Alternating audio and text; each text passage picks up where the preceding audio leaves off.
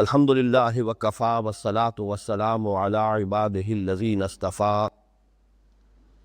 خصوصاً علی افضلہم وخاتم النبیین محمد الامین وعلی آلہ وصحبہ اجمعین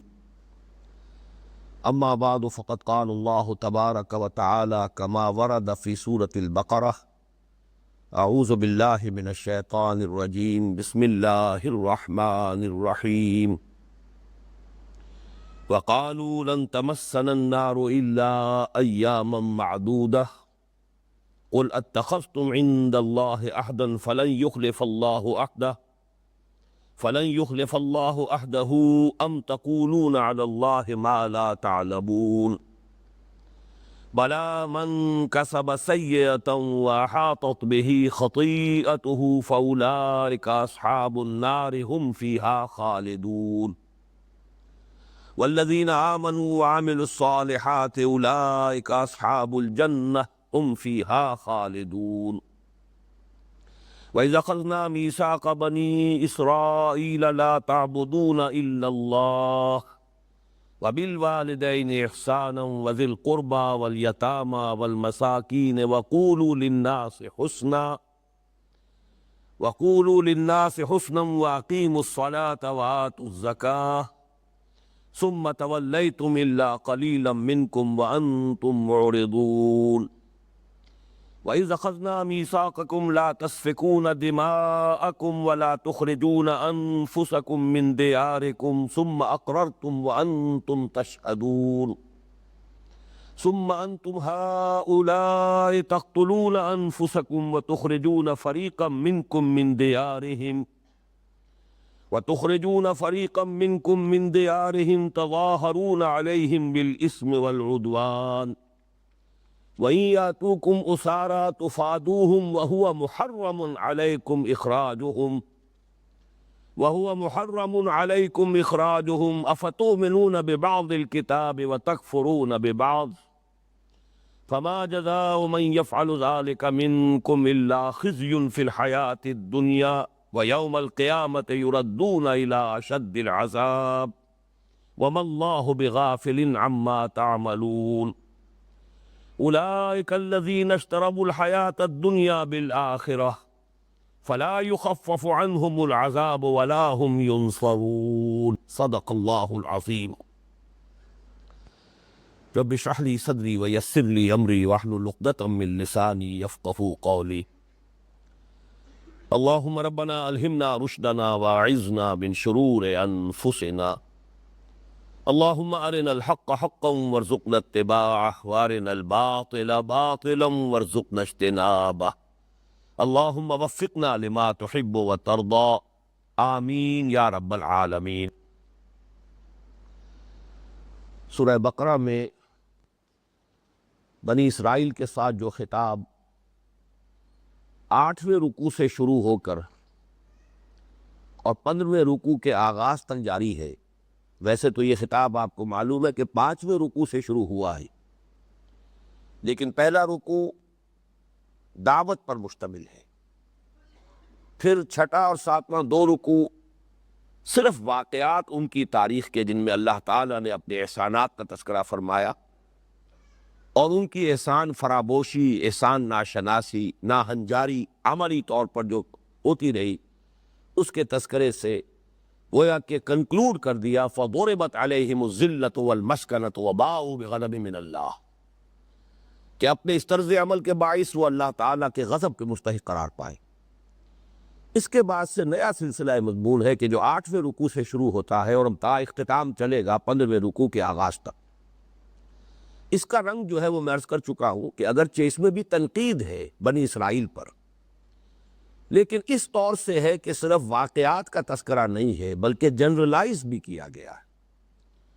اور زیادہ تر وہ چیزیں یہاں سامنے آ رہی ہیں یکے بعد دیگرے کہ جو امت مسلمہ میں بھی بعین ہی پیدا ہوئی ہے، خواہ وہ اعتقادی گمراہیوں کے قبیل سے ہو اور خواہ عملی گمراہیوں کے قبیل سے ہو۔ یہ گویا کہ پیشگی تنبیہ ہے امت مسلمہ کو، امت محمد کو صلی اللہ علیہ وسلم، کہ کسی بھی مسلمان امت میں جب وہ زوال سے دوچار ہو جائے وہ جو علامہ اقبال کا کے الفاظ ہیں، زوال علم و عرفاں، نہ ہو نومید نومیدی زوال علم و عرفاں ہے۔ جب علم اور عرفان، اللہ کی معرفت، اللہ پر یقین، آخرت کا یقین، جب اس میں اضمحلال ہوتا ہے تو ظاہر بات ہے کہ پھر ہر طرح کی اخلاقی اور اعتقادی اور نظری اور فکری اور عملی گمراہیاں جو ہے انسان میں پیدا ہو جاتی۔ تو جب کسی مسلمان امت میں یہ زوال پیدا ہوتا ہے تو اس کے مظاہر کیا ہوتے ہیں، اس کے آثار کیا ہوتے ہیں، وہ کس قسم کے غلط عقیدوں کی قائل ہو جاتی ہے، کس قسم کے امانی جو ہیں وہ اس کے دلوں میں گھر کر لیتے ہیں،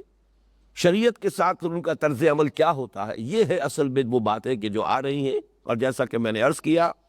اگرچہ حوالہ بنی اسرائیل کا ہے، ان کے تاریخ کے دوران جو بھی اعتقادی اور نظری اور فکری اور عملی اور اخلاقی خرابیاں پیدا ہوئی،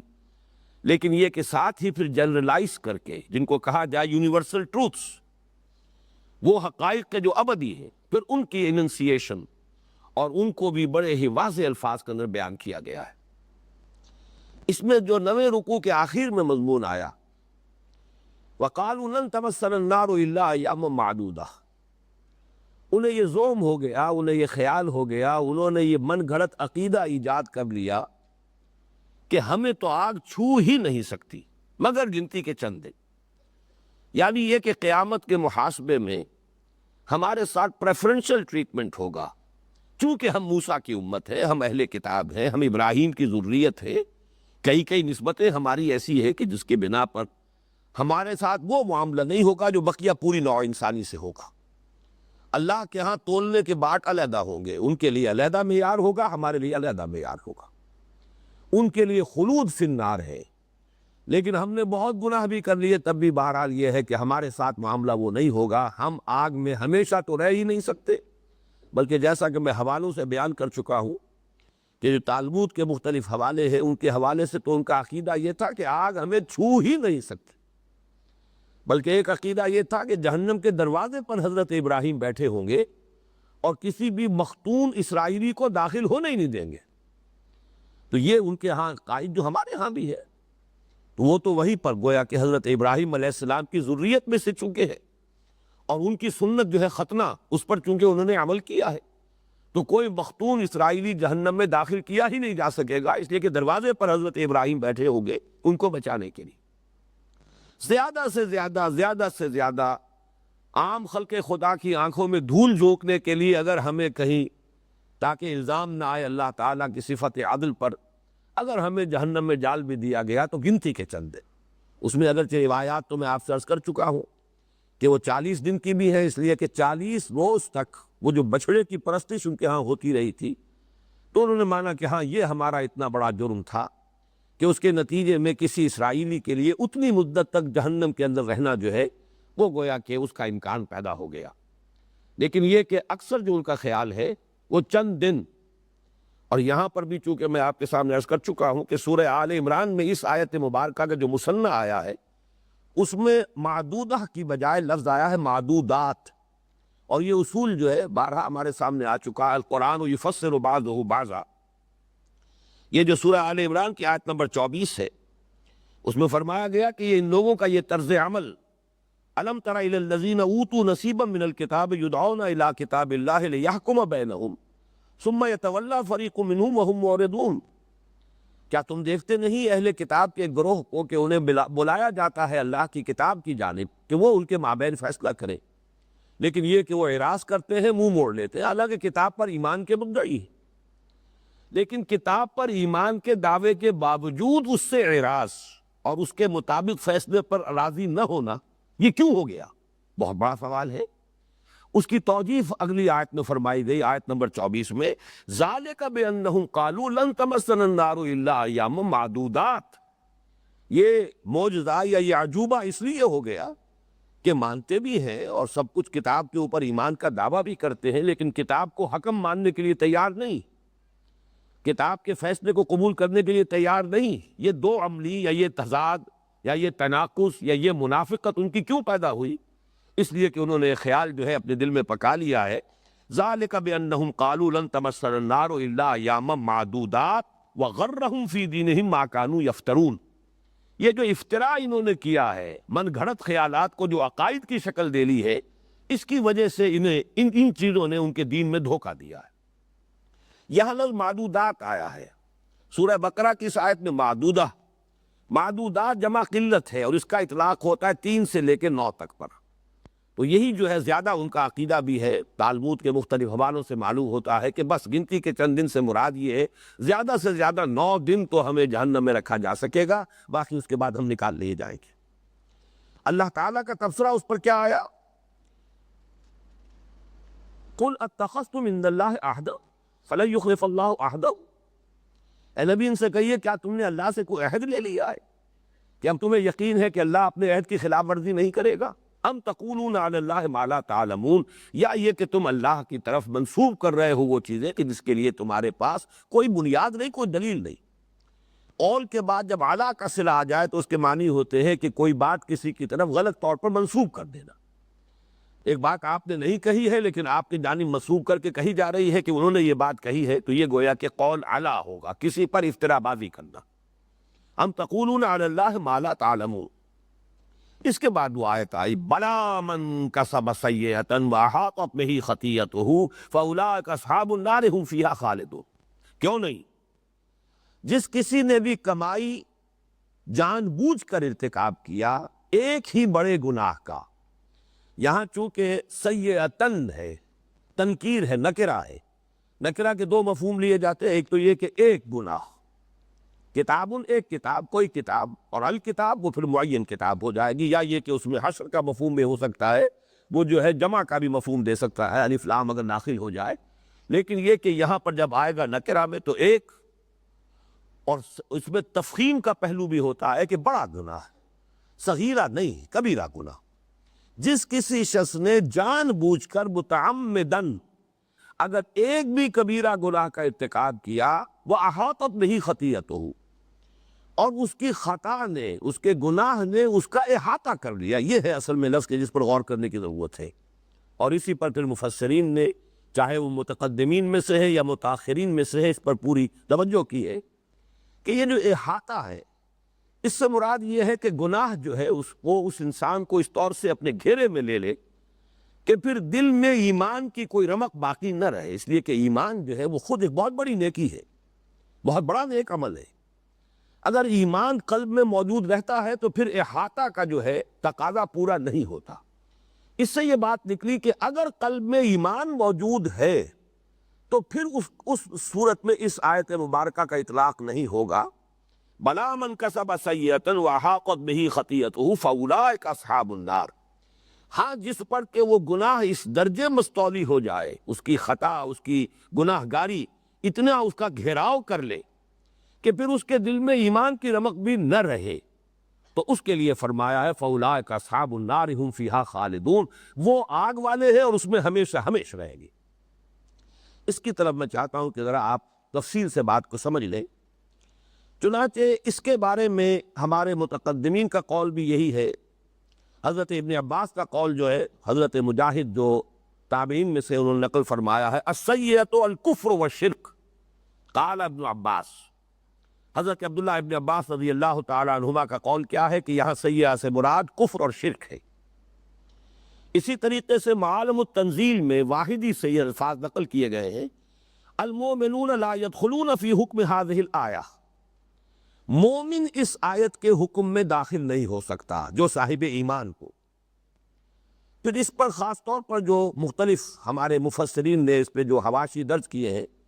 ان میں سے مثلاً میں مولانا عبدالماجد دریابادی کا حاشیہ آپ کو سنا رہا ہوں کہ بعض اہل باطل یعنی معتزلہ اور خوارج وغیرہ نے اس آیت سے مومن عاصی کی عدم مغفوریت پر استدلال کرنا چاہا ہے جو باطل ہے۔ یہ ہے اصل میں ایک بہت بڑا مسئلہ جس پر تفصیلی گفتگو تو میں اپنے ان خطبات میں کر چکا ہوں جو حقیقت ایمان کے موضوع پر میں نے دیے تھے غالباً 2 یا 3 سال قبل، لیکن چونکہ اب یہ آیت مبارکہ اس زیر درس آئی ہے تو اس کے بارے میں کچھ باتیں میں چاہتا ہوں کہ یہاں بھی دوبارہ دہرا دوں۔ اصل میں علماء کرام کو چونکہ یہ احتیاط ملحوظ رہتی ہے کہ کہیں مومن کے بارے میں یہ مغالطہ نہ ہو جائے۔ عقیدہ یہ ہے، اور میں بھی اس کا قائل ہوں، کہ اگر کسی شخص کے دل میں ایمان کی کوئی رمق ہے کسی درجے میں بھی ایمان ہے، تو پھر وہ اپنے گناہوں کے بقدر سزا پا کر جہنم سے نکال لیا جائے گا اور جنت میں داخل کیا جائے گا۔ اس لیے کہ ایمان بہت بڑی شے ہے، اس میں کوئی شک نہیں۔ لیکن یہاں اصل جو مغالطہ ہوتا ہے وہ کس بنیاد پر ہے؟ ایک ایمان حقیقی ہے اور ایک ایمان ہے قانونی اور ظاہری۔ ایک شخص کافر ہے، کھلم کھلا انکار کر رہا ہے، وہ تو کھلم کھلا کافر ہے، لیکن یہ کہ ایک شخص دعویٰ ایمان کا کر رہا ہے، قانوناً مسلمان ہے، اور اس اعتبار سے قانونی ایمان کا اطلاق بھی اس پر ہو جاتا ہے، لیکن دل میں ایمان غائب ہو چکا، دل سے ایمان رخصت ہو چکا، دل سے ایمان زائل ہو چکا۔ اس کیفیت کو اگر اس امکان کو سامنے نہیں رکھا جائے گا تو ان آیات کے اندر جو تنبیہ کا پہلو ہے، انذار کا پہلو ہے، جس سے کہ انسان اپنی اصلاح پر متوجہ ہو سکتا ہے، جس سے اسے جھرجھری آئے، جس سے اس پر کوئی تشویش اور فکر جو ہے اسے لاحق ہو جائے، وہ سارے اثرات زائل ہو جاتے ہیں۔ اس لیے کہ یہ بات اصل میں سمجھ لینی چاہیے کہ ہو سکتا ہے ایک شخص جو ہے وہ ایمان، صاحب ایمان ہے، لیکن کسی گناہ پر اصرار کرتا ہے، گناہ پر گناہ کیے چلا جاتا ہے، مسلسل فہم کرتا ہے۔ ایک حال ایسا ہو سکتا ہے کہ ایمان اس کے دل سے بالکل زائل ہوتا۔ اس کیفیت کو اگر نہیں تسلیم کریں گے کہ قانوناً تو پھر بھی وہ مسلمان رہے گا، قانوناً وہ مومن شمار کیا جائے گا، لیکن حقیقت کے اعتبار سے کافر ہو چکا۔ اور یہ بات سمجھ میں آتی ہے جب قرآن مجید میں نفاق کے بارے میں جو کچھ فرمایا گیا ہے، سورہ منافقون کی آیت نمبر 3، ذالک بانہم آمنوا ثم کفروا فطبع علی قلوبہم فہم لا یفقہون۔ یہ اس لیے کہ وہ ایمان تو لائے تھے، جیسا کہ میں نے حقیقت نفاق کے اپنے خطبات میں کئی مرتبہ واضح کیا کہ ایک تو نفاق ہوتا تھا شعوری، ایک شخص جان بوجھ کر محض دھوکہ دینے کے لیے ایمان لاتا ہے، جیسے کہ سورہ آل عمران کے اندر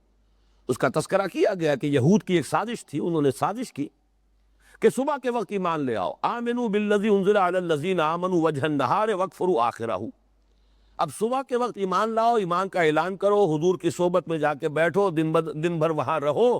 شام کو کہو جی ہم نے تو دیکھ لیا بہت قریب آ کر کچھ نہیں ہے، دور کے ڈھول سہانے تھے، کوئی حقیقت نہیں ہے، ہم تو واپس اپنے دین میں جا رہے ہیں، کفر کرو اور واپس آ جاؤ، تاکہ یہ اسلام کی اور ایمان کی جو ساکھ بن گئی ہے، جو گڈ ول بن گئی ہے، کہ جو ایک مرتبہ چکھ لیتا ہے اس کی لذت اور اس کا ذائقہ، پھر وہ اس کو چھوڑنے کے لیے تیار نہیں ہوتا، یہ جو ساکھ ہے ایمان کی یہ ختم ہو جائے۔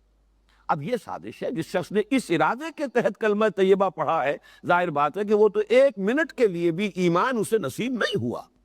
یا جیسے میں نے مثالیں دی ہیں بارہا کہ ہمارے علم میں آتا رہا، اخبار میں خبریں چھپتی رہیں کہ کوئی ہندو جو ہے وہ مسلمان بن کر پاکستان میں آیا اور کسی سرحدی گاؤں میں کسی مسجد میں سال ہر سال تک امامت کرتا رہا۔ اب ظاہر بات ہے اسے معلوم ہے کہ میں نے اسلام قبول نہیں کیا ہے، چاہے اس نے بھی ختنہ بھی کرائی ہوگی، اس نے داڑھی بھی بڑھائی ہوگی، اس نے نماز بھی سیکھی ہوگی، کچھ بنیادی مسائل بھی سیکھے ہوں گے کہ کوئی پوچھ لے اگر مسئلہ تو جواب بھی دے سکوں، مجھے جا کر وہاں جاسوسی کرنی ہے، لیکن اسے معلوم ہے کہ میں تو ایمان نہیں لایا، میں تو جو تھا وہی ہوں، یہ صرف دھوکہ دینے کے لیے، جاسوسی کے لیے میں نے لبادہ اوڑھا۔ یہ شعوری نفاق ہوا، چاہے وہ چند گھنٹوں کا تھا ان یہودی سازشیوں کا، اور چاہے یہ کئی سال کا تھا اس ہندو جاسوس کا، لیکن یہ شعوری نفاق ہے، اس نے اسلام کا لبادہ صرف دھوکہ دینے کے لیے اوڑھا ہے۔ لیکن ایک نفاق وہ تھا، قرآن مجید بار بار اسی لیے کہتا ہے وَهُمْ لَا يَشْعُرُونَ وَهُمْ لَا يَشْعُرُونَ، یہ جو غیر شعوری نفاق ہے کہ ایک شخص ایمان لایا لیکن اب ایمان کے تقاضے پورا کرنے سے طبیعت گھبرائی اور پسپائی شروع ہو گئی اندر ہی اندر، یہ پسپائی اندر ہی اندر ہو رہی ہے، اور اس کی وجہ سے جو بھی ایمان کی رمق نصیب ہوئی تھی وہ اس کی پونجی ہاتھ سے جاتی رہی، اندر سے وہ چٹا کافر ہو چکا ہے، لیکن اوپر ونیئر لگی ہوئی ہے، وہ قانونی ایمان کی جو ہے وہ اس کے اوپر شرط پوری ہو رہی ہے، ارادہ وہ مسلمان سمجھا جا رہا ہے۔ یہ اگر حقیقت سامنے نہ ہو تو اس آیت کے اندر جو ہمارے لیے ایک انذار کا پہلو ہے وہ در حقیقت وہ سرے سے پھر ہمارے اندر کوئی اس کی وجہ سے تشویش پیدا ہوگی ہی نہیں، کہ اعمال کی وجہ سے بھی ایسا ہو سکتا ہے کہ انسان جو ہے، اور یہ اعمال بھی بہت سے اعمال نہیں، ایک کبیرہ گناہ بھی اگر اس کے اوپر مداومت ہے، اس پر تسلسل ہے، اسی پر ڈیرا لگا لیا گیا ہے، اسی پر انسان جو ہے اوڑھنا بچھونا بنا کر بیٹھ گیا ہے، تو ایک گناہ بھی انسان کے ایمان کو ختم کر کے اسے کفر کے حکم میں داخل کر سکتا ہے، چاہے قانونی اعتبار سے وہ مسلمان تسلیم کیا جا رہا ہو، جیسے کہ عبداللہ ابن ابی بھی آخری وقت تک قانونی طور پر مسلمان سمجھا گیا۔ اچھا، یہ جو منافقین کا تھا ایمان سے کفر کی طرف جانا، سورہ نساء کی بعض آیات سے جو بڑی خوبصورت اس کی تفصیل سامنے آتی ہے، وہ ایک دم نہیں ہو جاتا، بلکہ ایک شخص جب ایمان کی طرف بڑھتا ہے، پھر ایمان کے تقاضوں کو دیکھ کر گھبراتا ہے، پیچھے ہٹتا ہے،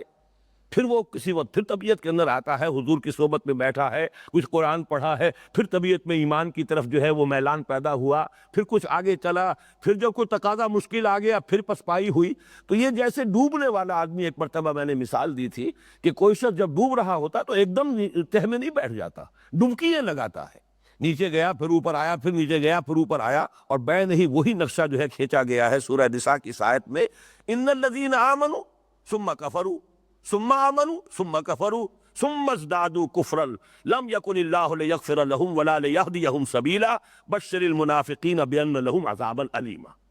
وہ لوگ جو ایمان لائے پھر انہوں نے کفر کیا، پھر ایمان لائے پھر کفر کیا، پھر کفر میں بڑھتے چلے گئے، جیسے کہ وہ ڈمکیاں لینے والا شخص ایک دفعہ نیچے گیا پھر اوپر آیا، پھر نیچے گیا پھر اوپر آیا، پھر جو گیا سو گیا، پھر وہ جا کر جو ہے تہ میں بیٹھ گیا۔ بعین ہی یہی معنوی سطح پر ہوتا ہے ایمان، پھر ایمان کے بعد کفر، کعبہ مجھے روکے ہے تو کھینچے ہے مجھے کفر، ایمان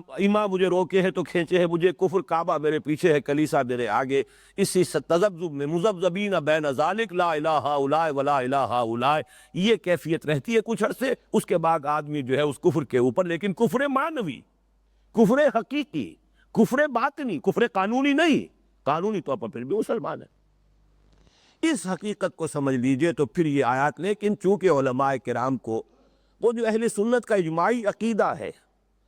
اس کی حفاظت کرنی ہے، معتزلہ کے مقابلے میں اور خوارج کے مقابلے میں، چونکہ خوارج نے بہت بڑی گمراہی کا ارتکاب کیا کہ کبیرہ گناہ جس نے کیا وہ کافر ہو گیا، مرتد ہو گیا، جب مرتد ہو گیا واجب القتل ہے،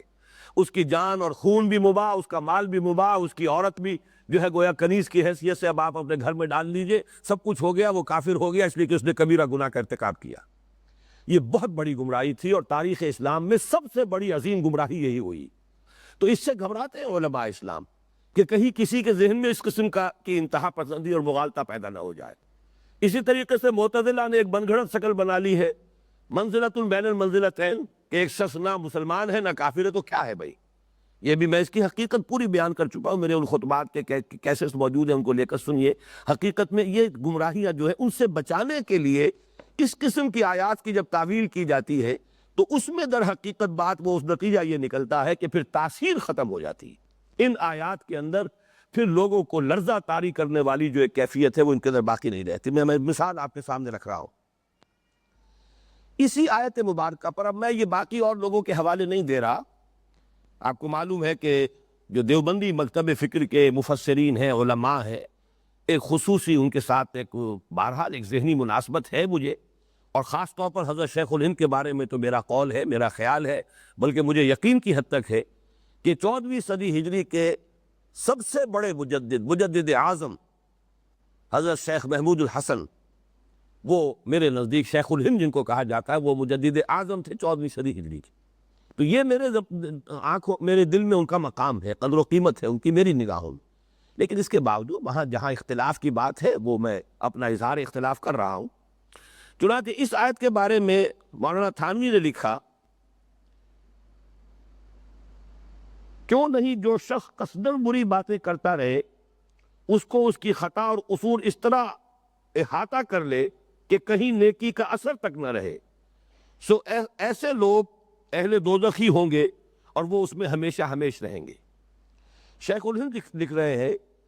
گناہ کسی کا احاطہ کر لے، اس کا یہ مطلب ہے کہ گناہ اس پر ایسا غلبہ کر لے کہ کوئی جانب ایسی نہ ہو کہ گناہ کا غلبہ نہ ہو، حتیٰ کہ دل میں ایمان و تصدیق بھی باقی نہ رہے۔ اگر دل میں ایمان و تصدیق بھی ہوگی تو احاطہ مذکور محقق نہ ہوگا، تو اب کافر ہی پر اس کا اطلاق اور کافر ہی پر یہ صورت صادق آ سکتی ہے۔ یہ حاشیہ جو پڑھے گا یہاں کافر کو اس معروف معنی میں لے گا، ہندو کافر ہے، سکھ کافر ہے، عیسائی کافر ہے، یہودی کافر ہے، ہم تو کافر نہیں ہیں، لہذا ہم پر اس آیت کا اطلاق ہو ہی نہیں سکتا۔ یہ وہ چیز ہے کہ جس کی بنا پر اس آیت کو آپ پڑھیں گے اور کوئی آپ کے دل پر بھی لرزہ طاری نہیں ہوگا، کوئی آپ کو تشویش لاحق نہیں ہوگی، اس لیے کہ یہاں پر اس قانونی اور حقیقی کفر کی جب تک کہ وضاحت نہ کی جائے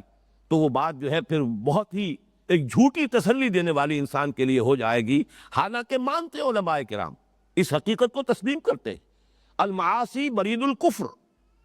گناہ جو ہے وہ کفر ہی کے پیغام ہے. آپ نے گناہ کیا ہے تو گویا کہ کفر کا اثر آپ کے دل پر ہو گیا ہے. پھر گناہ کیا ہے پھر اور اثر ہو گیا, پھر گناہ کیا پھر اور اثر ہو گیا ہے. متعدد ایسی روایات موجود ہیں جن میں سے ایک روایت کا تو متن بھی میں لے کر آیا ہوں. یہ حضرت ابو ہریرہ رضی اللہ تعالیٰ عنہ سے یہ روایت مروی ہے. احمد ابن حنبل نے بھی روایت کیا, امام ترمذی نے بھی روایت کیا, امام ابن ماجہ نے بھی روایت کیا. الفاظ یہ ہے کہ حضور نے فرمایا ان المؤمن اذا اذنب, اور ایک روایت میں اذنبا کے بعد ذنبن کا لفظ بھی ہے. یقیناً ایک مومن شخص جب گناہ کرتا ہے کوئی ایک گناہ, کانت نقطۃ سوداء فی قلبہ, تو وہ گناہ اس کے دل میں ایک سیاہ داغ بن جاتا ہے. فإن تاب واستغفر,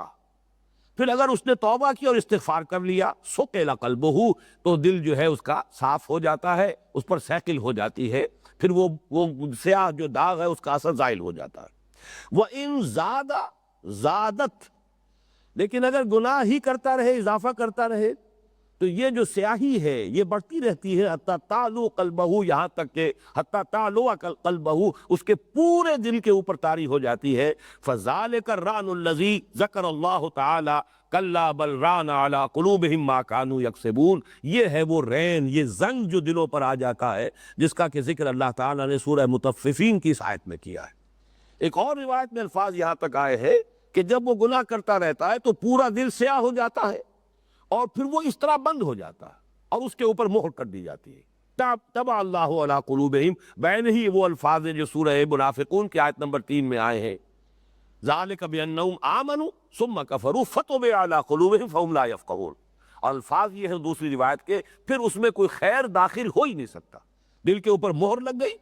اب اس مہر کی وجہ سے اس دل کے اندر کوئی خیر داخل ہو ہی نہیں سکتا. یہ کیفیت جو ہے یہ کفر معنوی ہے, بغیر کفر قانونی کے. اوپر سے ایک شخص مسلمان ہے, اگر ہم اس امکان کو سامنے رکھیں گے تو پھر یہ کہ ان آیات کے اندر ہمارے لیے تنبیہ کا پہلو ہے.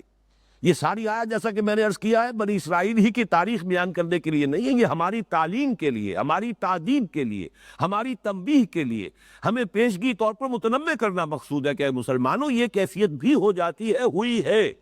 تم اپنے آپ کو اس سے بچانے کی کوشش کرنا. میں ایک اور مثال دیتا ہوں آپ کی. اسی میرے نزدیک علماء کرام کی یہ جو احتیاط ہے اس کی وجہ تو سمجھ میں آتی ہے, لیکن اس احتیاط میں اتنا غلو ہو گیا ہے, اتنے آگے بڑھ گئے ہیں کہ ان آیات مبارکہ کی تاثیر ختم ہو گئی ہے کہ مسلمان پڑھتا ہوا نکل جائے گا اور اس کو کوئی تشویش لاحق نہیں ہوگی. اب اس کی مثال میں آپ کو دے رہا ہوں. خلود فی النار کے ضمن میں مسلمان کے لیے سورہ نساء کی ایک آیت میں بھی کہ اگر کوئی مسلمان کسی دوسرے مسلمان کو قتل کر دے تو اس کی دو شکلیں ہیں. ایک قتل خطا ہے, ارادہ نہیں تھا قتل کرنے کا, لیکن یہ کہ اس کے ہاتھوں کوئی شخص قتل ہو گیا, اس کے سلسلے میں کیا ہوگا, تفصیلی احکام دیے گئے. اگر وہ آزاد مسلمان ہے اور مسلمانوں کے اپنے معاشرے کا فرد ہے تو یہ کرنا پڑے گا. اگر وہ کسی ایسے قبیلے کا ہے جس سے کہ تمہاری دشمنی ہے, کافر قبیلے سے تعلق رکھتا ہے, تو یہ شکل ہوگی. مختلف صورتوں میں اس کے تفصیلی احکام دیے گئے, لیکن وہ ہے قتل خطا کے. قتل عمد پہ جو آیت آئی ہے وہ یہ ہے, وَمَن يَقْتُلْ مُؤْمِنًا مُتَعَمِّدًا فَجَزَاؤُهُ جَهَنَّمُ خَالِدًا فِيهَا وَغَضِبَ اللَّهُ عَلَيْهِ وَلَعَنَهُ وَأَعَدَّ لَهُ عَذَابًا عَظِيمًا. اس کا جو ترجمہ کیا ہے مولانا مفتی محمد شفیع صاحب نے رحمہ اللہ, وہ دیکھیے کس قدر صاف ہے, کتنا بالکل کلیئر ہے کہ جس میں کوئی اشتباہ نہیں. ترجمہ کیا ہے, اور جو کوئی قتل کرے مسلمان کو جان کر تو اس کی سزا دوزخ ہے, پڑا رہے گا اسی میں, اور اللہ کا اس پر غضب ہوا اور اس کو لعنت کی اور اس کے واسطے تیار کیا بڑا عذاب. گویا کہ صحیح ترجمہ ہے یہ کہ اس کے لیے خلود کا معاملہ ہے, خالدن فیہا, اس میں وہ ہمیشہ ہمیشہ رہے گا, اسی میں پڑا رہے گا, اس لیے کہ اس نے ایک مومن کو جان بوجھ کر قتل کیا. لیکن اب نوٹ جب کر رہے ہیں, نوٹ کرنے میں بریکٹس میں اضافے کر کے حاشیے کے اندر وہ اضافے کر دیے کہ جس سے وہ ساری تاثیر ختم ہو جاتی. اب وہ آپ سن لیجئے. اور جو شخص کسی مسلمان کو قصداً قتل کر ڈالے تو اس کی اصلی سزا تو جہنم میں اس طرح رہنا ہے کہ ہمیشہ ہمیشہ اسی میں رہے گا. لیکن اللہ تعالیٰ کا فضل ہے کہ یہ اصلی سزا جاری نہ ہوگی, بلکہ ایمان کی برکت سے آخر نجات ہو جائے گی, اور اس پر ایک میعاد معین تک کے واسطے اللہ تعالیٰ غضبناک ہوں گے, اور اس کو اپنی رحمت خاصہ سے دور کریں گے اور اس کے لیے بڑی سزا یعنی دوزخ کا سامان کریں گے۔ اس کے اندر اضافے کر کے وہ جو معتزلہ اور خوارج کے نقطۂ نظر سے بچنے کی کوشش میں جو صورت بنائی ہے، اس کا نتیجہ یہ ہے کہ اب کسی مسلمان کے لیے اس میں وہ تنبیہ والا پہلو، وہ تاثیر والی بات جو باقی نہیں رہی۔ اس چیز کو میں چاہتا ہوں کہ اچھی طرح سمجھ لیا جائے، اور وہ اس لیے کہ میں بھی تسلیم کرتا ہوں اگر دل میں ایمان ہے، لیکن دل کا ایمان، قانونی ایمان نہیں۔ قانونی ایمان تو منافق بھی ہر شخص کو قانونی مومن تھا۔ قرآن مجید میں کوئی آیت نہیں ہے کہ جس میں منافقین کو یا ایھا الذین نافقوا یا ایھا المنافقون سے خطاب کیا گیا۔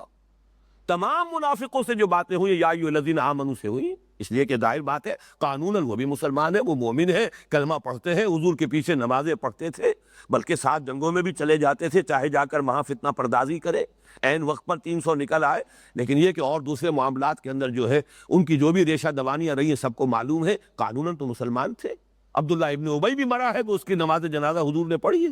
اپنا کرتہ مبارک جو ہے، چونکہ اس کے بیٹے جو ہے اس کے صاحبزادے وہ ایک سچے مومن تھے، عبداللہ ابن ابی، ان کی فرمائش پر حضور نے اپنا کرتا اتار کر دیا کفن کے لیے۔ حضرت عمر جب کچھ اس پر انہوں نے کہا حضور کیا کر رہے ہیں آپ، ایک منافق کے لیے آپ اپنا کرتا عطا فرما رہے ہیں؟ آپ نے فرمایا کہ اے عمر، میرا کرتا اسے اللہ کے عذاب سے بچا نہیں سکتا، لیکن یہ نوجوان جو مومن ہے، خالص مومن ہے، اس کی فرمائش ہے، اس کی خواہش ہے، میں پوری کر رہا ہوں، لیکن میرا کرتا اسے اللہ کے عذاب سے بچا نہیں سکتا۔ تو ان حقائق کو سامنے رکھنے کی ضرورت ہے۔ بلا من کسب سیئۃ، یقیناً آیت کا مفہوم یہی ہے، جس شخص نے ایک گناہ کبیرہ بھی جان بوجھ کر اس کا ارتکاب کیا، پھر اس پر مداومت کرتا رہا یہاں تک کہ اس گناہ نے اس کا احاطہ کر لیا، اور یقیناً اس کے معنی یہ ہے کہ ایمان حقیقی بھی اس سے زائل ہو گیا، اس لیے کہ گناہ کا اثر یہ ہوتا ہے۔ یہی وجہ ہے کہ توبہ کا لفظ جہاں آیا سورۃ الفرقان میں، وہ ہمارے منتخب نصاب میں داخل ہے، وہاں آمنہ کا لفظ آیا۔ جب انسان توبہ کرتا ہے حقیقت میں تو اثر نو ایمان لاتا ہے۔ الا من تاب وآمن وعمل عملا صالحا فاولئک یبدل اللہ سیئاتہم حسنات وکان اللہ غفورا رحیما۔ جو شخص توبہ کرتا ہے پھر ایمان لاتا ہے، جیسے کہ ایک حدیث میں آیا ہے، جب انسان گناہ کا ارتکاب کرتا ہے ایمان اس کے دل سے نکل کر اس کے سر کے اوپر چکر لگاتا ہے۔ اگر توبہ کرتا ہے تو لوٹ آتا ہے، دل میں داخل ہو جاتا ہے، اگر توبہ نہیں کرتا رخصت ہو جاتا ہے۔ لیکن یہ سارا معاملہ ایمان حقیقی، قلبی ایمان والا یہ تو جو معاملہ ہے، یہ قانونی ایمان، چاہے زانی ہو، چاہے شرابی ہو، چاہے چور ہو، چاہے ڈاکو ہو، وہ پہلے بھی مسلمان ہے، بعد میں بھی مسلمان، قانوناً وہ مسلمان رہتا ہے۔ گناہ کبیرہ کے ارتکاب سے کوئی شخص کافر نہیں ہو جاتا، مرتد نہیں ہو جاتا، قانونی اسلام اس کا برقرار رہے گا۔ البتہ حقیقی ایمان کا معاملہ اور ہے، اور یہ کہ اگر حقیقتاً ایمان زائل ہو چکا ہو، مانن انسان کافر ہو چکا ہو، جیسے کوئی منافق، یا یہ کہ چاہے وہ اپنے نفاق پر شعوری طور پر متنبہ نہیں ہے، خود نہیں جانتا اپنے آپ کو کہ میں منافق ہوں، تب بھی اگر گناہ کا احاطہ ایسا ہو گیا ہے کہ جس سے ایمان قلبی جو ہے وہ زائل ہو گیا ہے، تو اس پر اس آیت کا اطلاق ہوگا، چاہے ظاہری اعتبار سے دنیا میں وہ مسلمان سمجھا جا رہا ہو اور اسے اپنا گمان ہو۔ وَزَعَمَ أَنَّهُ مُسْلِمٌ۔ نفاق کے بارے میں حدیث آئی ہے جس میں یہ 4 صفات ہیں، یا 3 صفات غالباً، اس حدیث کے اندر الفاظ یہ آئے ہیں کہ چاہے وہ جب وہ بولے جھوٹ بولے، جب اس کے پاس امانت رکھائی جائے خیانت کرے، جب وعدہ کرے خلاف ورزی کرے، تو وہ مومن ہے، وہ منافق ہے۔ وَإِن صَامَ وَصَلَّى وَزَعَمَ أَنَّهُ مُسْلِمٌ یا انہ مومن، مجھے یاد نہیں آ رہا کہ ان میں سے کون سا لفظ ہے، چاہے وہ نماز پڑھتا ہو، روزہ رکھتا ہو اور اپنے آپ کو مسلم و مومن سمجھتا، ایک شخص سمجھ رہا ہے اپنے آپ کو مسلم و مومن، لیکن یہ کہ حقیقت کے اعتبار سے وہ کافر ہو چکا ہے، منافق۔ اس کو ذہن میں رکھیے تو پھر یہ آیت مبارکہ ہمارے لیے ایک بہت بڑی تنبیہ، ہمیں ہر وقت متنبہ کرنے کے لیے اس کی تاثیر جو ہے وہ بہت ہی، میں سمجھتا ہوں کہ قیمتی تاثیر ہے۔ بلا من کسب سیئۃ واحاطت بہ خطیئتہ فاولئک اصحاب النار هم فیہا خالدون والذین آمنوا وعملوا الصالحات، اور وہ لوگ جو ایمان لائے اور جنہوں نے نیک عمل کیے، اولئک اصحاب الجنہ، وہ جنت والے ہیں، ہم فیہا خالدون، وہ اس میں رہیں گے ہمیشہ ہمیشہ۔ اب یہ در حقیقت وہی مضمون ہے جو اسی سورہ مبارکہ کی آیت نمبر 62 میں آ چکا ہے۔ میں نے عرض کیا تھا 8ویں رکوع سے جو مضمون شروع ہوا ہے، پہلی آیت یہی تھی، ان الذین آمنوا والذین ہادوا والصابئین والنصارى من آمن باللہ والیوم الآخر وعمل صالحا فلہم اجرہم عند ربہم ولا خوف علیہم ولا هم یحزنون۔ وہی قانون جو 8ویں رکوع کے شروع میں آیا تھا، اسی قانون کو 9ویں رکوع کے اختتام پر پھر اس آیت کے اندر لے آیا گیا کہ یہ اچھی طرح سمجھ لو، کوئی گروہی نسبت کسی امت میں ہونا، کسی کی قوم میں ہونا، کسی کی ذریت میں ہونا، کسی کے ساتھ نسلی تعلق ہونا، یہ آخرت میں جو ہے یہ کوئی فیصلہ کن شے نہیں ہے، فیصلہ کن شے ہے ایمان اور عمل صالح۔ اب آگے چلیے، وَإِذْ أَخَذْنَا مِيثَاقَ بَنِي اسرائیل۔ اب کس رکوع میں، 10ویں رکوع میں، بہت اس اعتبار سے کہ صرف 4 آیات پر مشتمل ہے، 2 مرتبہ میثاق کا ذکر ہو رہا ہے جو بنی اسرائیل سے اللہ تعالیٰ نے لیا، اگرچہ یہ ذکر اس سے پہلے بھی آ چکا ہے آیت نمبر 63 میں، وَإِذْ أَخَذْنَا مِيثَاقَكُمْ وَرَفَعْنَا فَوْقَكُمُ الطُّورَ، وہاں ہم یہ پڑھ چکے ہیں۔ اب یہاں وہ میثاق کیا تھا، اس کو 2 حصوں میں تقسیم کر کے یہاں بیان کیا جا رہا ہے۔ پہلا میثاق جس کا تذکرہ ہو رہا ہے یہ کل دین کی حقیقت کو سموئے ہوئے، یہ یوں سمجھیے کہ جیسے حضرت عبداللہ ابن عباس رضی اللہ تعالیٰ عنہما کا قول ہے کہ سورہ بنی اسرائیل کے جو 2 رکوع ہیں، تیسرا اور چوتھا، وہ تورات کے 10 کمانڈمنٹس جو ہیں، احکام 10 کی کوئی قرآنی تعبیر ہے، وہی جو احکام دیے گئے تھے تورات میں، جو بنیاد ہے شریعت کے، اگرچہ شریعت میں آ کے تفصیل میں فرق ہو گیا ہے شریعت موسوی میں اور شریعت محمدی میں علی صاحب الصلاۃ والسلام، لیکن یہ کہ اصل اور بنیاد تو ایک ہی ہے۔ تو وہ در حقیقت فنڈامنٹلز جو ہے وہ دیے گئے ہیں وہاں 2 رکوعوں میں، سورہ انعام میں 1 رکوع میں، اور یہاں پر وہ دیے جا رہے ہیں چند الفاظ کے اندر کہ وہ اصل فنڈامنٹلز کیا ہیں، شریعت موسوی اور شریعت محمدی علی صاحب الصلاۃ والسلام، ان دونوں کے اصل اصول اور مبادی کیا ہے۔ وہ تو ہے ایک عام میثاق۔ اس کے بعد تذکرہ ہوگا ایک میثاق خاص ہے جو یہود سے لیا گیا، چونکہ خاص طور پر اس کے حوالے سے کسی مسلمان امت میں جو گمراہی پیدا ہوتی ہے، جو بڑے پیمانے پر ہمارے اندر پیدا ہوئی ہے، آج شاید ہی کوئی مسلمان ہوں، میں دعوے سے کہتا ہوں، جو اس گمراہی سے بچا ہوا، اس قدر یونیورسل گمراہی، اس گمراہی کو بیان کرنا مقصود ہے، لہذا اس حصے کو علیحدہ کیا ہے اس کو ایمفیسائز کرنے کے لیے۔ پہلا حصہ کیا ہے، وَإِذْ أَخَذْنَا مِيثَاقَ بَنِي اسرائیل، اور یاد کرو جب کہ ہم نے لیا تھا عہد بنی اسرائیل سے، وہ عہد کن امور پر مشتمل تھا؟ لا تعبدون الا اللہ، پہلی بات نہیں بندگی کرو گے اللہ کے سوا کسی کی۔ یہاں نوٹ کیجئے کہ اگرچہ یہ فعل مضارع ہے اور یہ انشائیہ نہیں ہے، خبریہ کلام ہے، تم نہیں بندگی کرو گے اللہ کے سوا کسی کی، لیکن اس سے مراد امر ہے،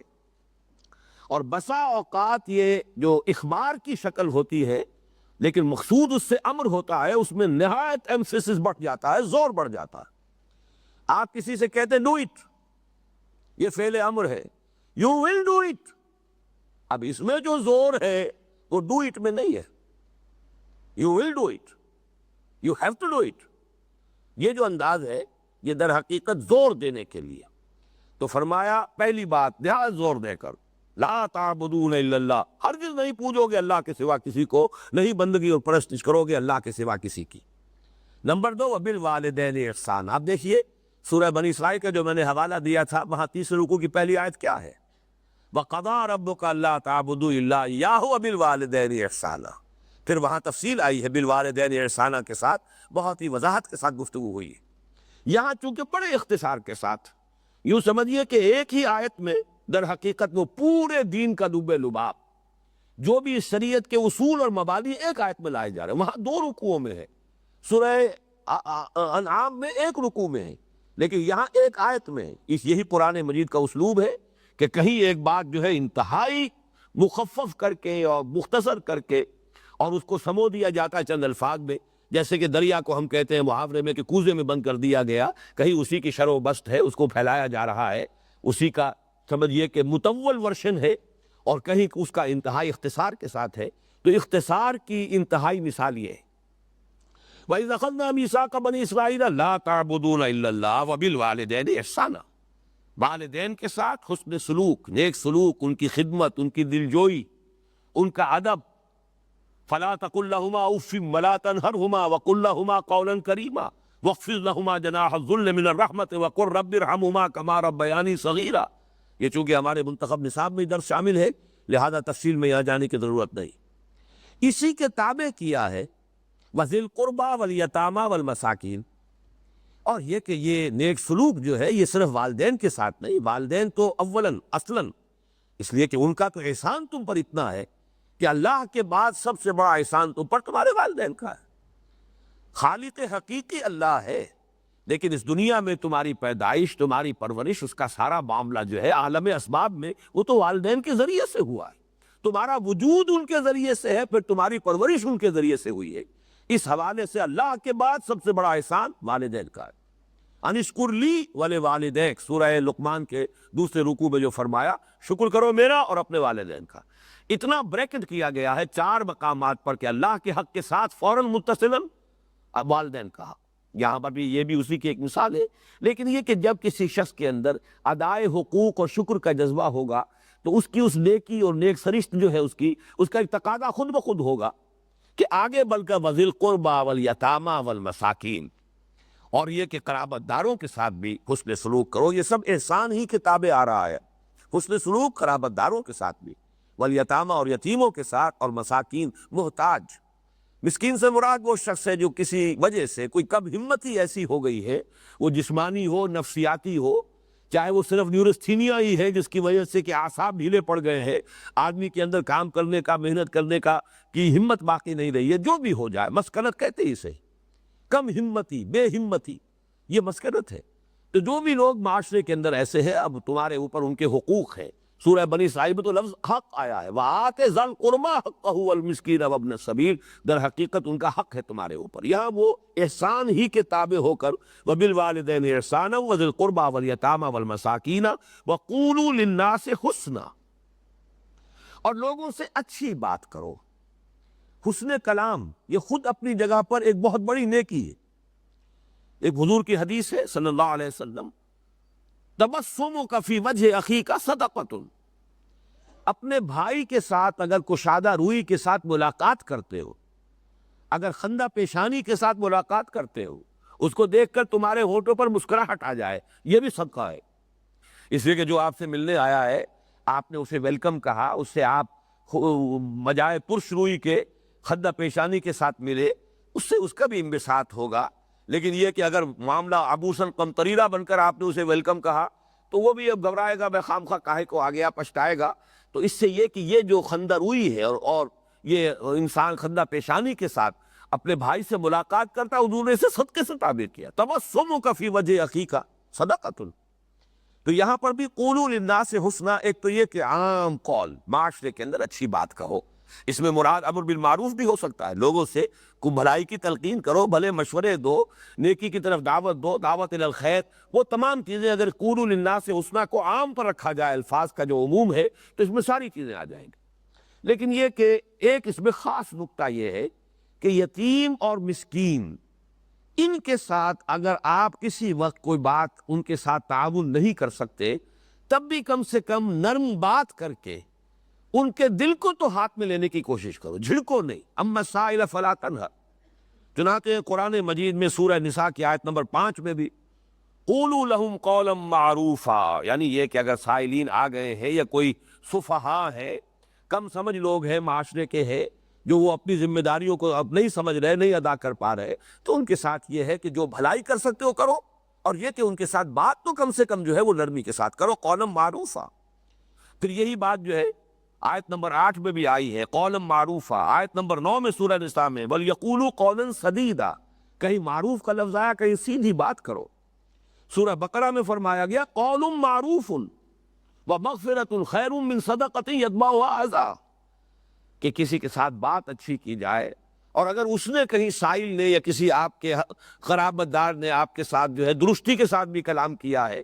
چاہے وہ اپنی احتیاط ہی کے لیے مدد مانگنے آیا تھا، لیکن انداز اس نے جو اختیار کیا ہے وہ آپ کے لیے ناپسندیدہ ہے، تو معاف کیجئے اس کو، اور اس کے ساتھ نیک رویہ رکھیے، نیک اچھی نرم بات کیجئے۔ یہ کہیں بہتر ہے اس سے کہ آپ تھوڑا بہت صدقہ بھی دے دیں، لیکن پھر بات ایسی کریں کہ جس سے جو ہے اس کا دل جو ہے وہ زخمی ہو جائے، اس کے عزت نفس مجروح ہو جائے۔ تو اس سے تو بہتر یہ ہے کہ تم نرم بات کہہ کر اور معاف کر کے اس سے جو ہے معذرت کر لو۔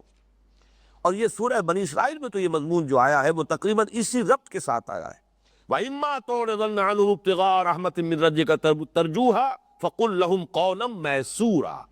اگر تمہیں قرابت داروں سے اور مانگنے والوں سے اور مسافروں سے جن کا وہاں پر حق گنوایا گیا ہے اعراض کرنا ہی پڑ جائے، اس لیے کہ تم خود اپنے رب کی رحمت کے امیدوار ہو، یعنی یہ کنایا ہے اس سے کہ تم اس وقت خود جو ہے تمہارے پاس کچھ دولت نہیں ہے، پیسہ نہیں ہے، تم اس پوزیشن میں نہیں ہو کہ ان کی کوئی مدد کر سکو، تو قل لہم قولا میسورا، تو قولا میسور، قولا صدیق، قولا معروفا، یہ تمام الفاظ جو آتے ہیں ایسے مواقع پر کہ جہاں سائلین یا جو بھی محتاج ہیں ان کا تذکرہ ہے، تو یہ ہو سکتا ہے کہ یہاں پر بھی خاص طور پر یہاں قولوا للناس حسنا میں اسی کی طرف اشارہ۔ وَأَقِیمُوا الصَّلَاةَ وَآتُوا الزَّکَاةَ، اب چونکہ ایک طرف آیا تھا اللہ تعالیٰ کی بندگی، دوسری طرف تھا حسن سلوک، والدین سے شروع ہوا، ذی القربہ، یتامہ، مساکین، اور یہ کہ حسن کلام ہو، گفتگو کی جائے تو اچھی کی جائے، نرم کی جائے۔ اب اس کے لیے جو دین میں دو ستون قائم کر دیے گئے ہیں، اللہ کی بندگی کا ستون نماز، قائم رکھو نماز کو، اور یہ جو حقوق العباد کا معاملہ ہے وَآتُوا الزَّکَاةَ، زکوٰۃ ادا کرو، یہ گویا کہ اس کے لیے جو اللہ تعالیٰ نے ایک نظام کی شکل دے دی ہے۔ ویسے تو اللہ کی بندگی کرنی ہے، چلتے پھرتے بیٹھے لیٹے اللہ کو یاد کرنا ہے، اللہ کے ساتھ ذکر کثیر کی کیفیت رکھنی ہے، لیکن ایک ہے اقامت الصلاۃ، یہ گویا کہ اس کے لیے ستون ہے، الصلاۃ عماد الدین، یہ اس کی معین شکل ہے، یہ تو ہر حال میں تمہیں اس کا التزام کرنا ہے۔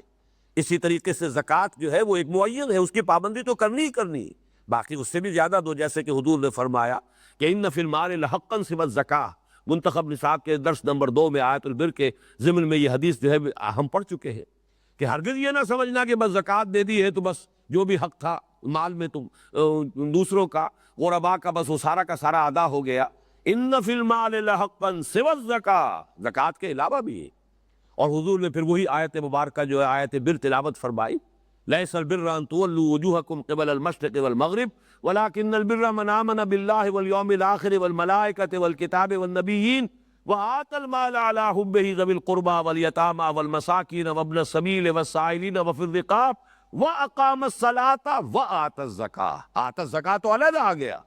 وہ جو معین نظام ہے وہ تو علیحدہ ہے، تو پہلے جو کہا گیا ہے کہ وآتى المال على حبه ذوي القربى واليتامى والمساكين وابن السبيل، یہ تو گویا کہ اس پر اضافی ہے۔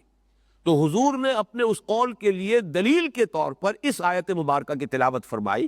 اور آپ کا قول کیا تھا؟ ان فی المال لحقا سوی الزکاۃ، کبھی یہ نہ سمجھنا کہ بس زکوٰۃ اگر ادا کر دی ہے تو سارا حق ادا ہو گیا، یقیناً تمہارے مال میں زکوٰۃ کے علاوہ بھی حق ہے، غرباء کا، محتاجوں کا، محرومین کا، سائلین کا، ذوی القربہ کا، ان کے حقوق جو ہے صرف زکوٰۃ پر آ کر ختم نہیں ہو جاتے،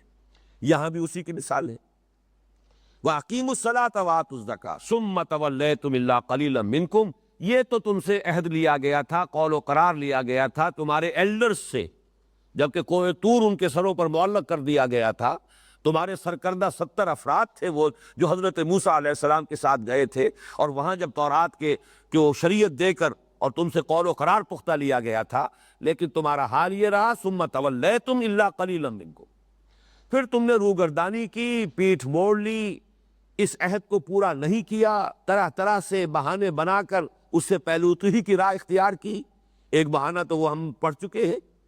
کہ سبت کا قانون کیسے توڑا تم نے، کہ مچھلی پکڑی تو نہیں ہفتے کے روز، لیکن ہفتے کے روز ساری محنت ہوتی رہی، سارا وقت صرف ہو گیا اسی میں کہ وہ گڑھے کھود کھود کر سمندر کا پانی مچھلیوں سمیت وہ تالاب بنا لیے جائیں، تاکہ یہ کہ پھر اتوار کو جا کر پکڑ لے، تو وہ روح دین ختم، اس لیے کہ وہ تو اس لیے تھا کہ پورا ہفتے کا دن تم صرف کرو اللہ کی یاد میں، عبادت میں، تلاوت میں، تورات کی تلاوت کرو، تعلیم و تعلم کا معاملہ ہو، سمجھنے سمجھانے کا ہو، آپس میں مذاکرہ ہو رہا ہو تورات کا، اللہ کو یاد کرو، نماز پڑھو، اس کے لیے تھا۔ تم نے یہ کیا کہ وہ وقت تو لگا دیا سارا جو ہے اسی دھندے کے اندر، لیکن اپنے دل میں مطمئن یہ کہ ہم نے مچھلی پکڑی نہیں ہے، لہذا گویا کہ قانون شریعت کی ہم نے خلاف ورزی نہیں کی۔ یہ بھی بالکل وہی بات ہے کہ اندر سے وہی دیمک چڑھ کر چکی ہے، لیکن اوپر ونیئر لگا ہوا ہے، لکڑی کی ایک تختی سی جو ہے وہ اس نے چھوڑ دی ہے، تاکہ جو ہے گھر والا جو ہے اسے یہ خیال نہ ہو کہ میری چوکھٹ جو ہے وہ ختم ہو گئی، بلکہ دھوکے ہی کے اندر رہے کہ چوکھٹ تو کھڑی ہے، جبکہ حقیقت میں وہ دیمک جو ہے اندر سے اسے کھوکھلا کر چکی۔ تو تم نے بھی شریعت کے ساتھ یہی تم نے مذاق کیا ہے، یہی کھیل کھیلا ہے۔ تو یہاں فرمایا ثم تولیتم الا قلیلا منکم وانتم معرضون، یہ انتم معرضون، تمہارے اندر اعراض، پہلوتہی کرنا، کسی طریقے سے شریعت کی پابندیوں سے اپنے آپ کو بچانا، اس کا رجحان جو ہے نہایت راسخ تھا، پختہ تھا۔ یہ تم نے جو کچھ کیا ہے نیت کے ساتھ کیا، ارادے کے ساتھ کیا، وانتم معرضون، یہ ایسا نہیں ہے کہ مغالطے میں ہوا ہو، مغالطے میں، جہالت میں، نادانی میں اگر کوئی گناہ ہو جاتا ہے تو اس کا تو قانون یہ ہے کہ جیسے یہ آدمی کو ہوش آئے فوراً توبہ کرے، تو التائب من الذنب کمن لا ذنب لہ، گناہ سے توبہ کر لینے والا تو ایسا ہے جیسے کہ اس نے کبھی گناہ کیا ہی نہیں تھا۔ اب آئیے وہ دوسرا جو ایک خاص میثاق ہے جس کے حوالے سے ایک بہت بڑی گمراہی ہے جس کا تذکرہ ہونے والا ہے، اور پھر یہ نوٹ کیجئے گا کہ یہ اصل میں وہ شے ہے کہ جو آج تقریباً ہر مسلمان کی زندگی کے اندر موجود ہے، وہ عملی گمراہی۔ وَإِذْ أَخَذْنَا مِيثَاقَكُمْ لَا تَسْفِكُونَ دِمَاءَكُمْ، اور ذرا یاد کرو جب کہ ہم نے تم سے ایک عہد اور بھی لیا تھا۔ حالانکہ اس کو شامل کیا جا سکتا تھا، لیکن جیسا کہ میں نے عرض کیا ہے اس عہد کو چونکہ وہ ایک جنرل ہے، وہ دین کی بنیادی حقیقت، چاہے وہ شریعت محمدی ہے یا شریعت موسوی تھی علیہم الصلاۃ والسلام، ان دونوں کے بارے میں جو اقدار مشترک تھی انہیں علیحدہ کر دیا، اب ایک خاص جو ان سے لیا گیا تھا، اور یہ ہے در حقیقت ایک دوسرے انداز میں مسلمانوں کو بھی اس کی تلقین کی گئی۔ بار بار قرآن میں آتا ہے اشداء علی الکفار رحماء بینہم اعزۃ علی الکافرین اذلۃ علی المؤمنین، اہل ایمان کے حق میں نہایت نرم ہو، حلقہ یاراں تو بریشم کی طرح نرم، اور رسم حق و باطل ہو تو فولاد ہے مومن۔ اشداء علی الکفار رحماء بینہم، تو تمہیں آپس میں کیسے رہنا چاہیے؟ مسلمانوں کا مسلمانوں کے ساتھ طرز عمل، یا چونکہ اس وقت کی مسلم امت جو ہے وہ بنی اسرائیل تھے، تو ان سے کیا عہد لیا گیا تھا اسے غور سے سنیے۔ وَإِذْ أَخَذْنَا مِيثَاقَكُمْ، اور یاد کرو جب کہ ہم نے تم سے میثاق لیا تھا، ایک اور قول و قرار بھی بڑا پختہ لیا تھا، وہ کیا تھا؟ لا تسفکون دماءکم، یہاں پھر دیکھیے وہی فعل مضارع ہے، تم نہیں بہاؤ گے اپنا خون، اور یہ قرآن مجید کا بڑا لطیف انداز ہے۔ لا تسفکون دماءکم، کم سے مراد کیا ہے؟ یعنی کوئی اسرائیلی کسی دوسرے اسرائیلی بھائی کا خون نہ بہائے۔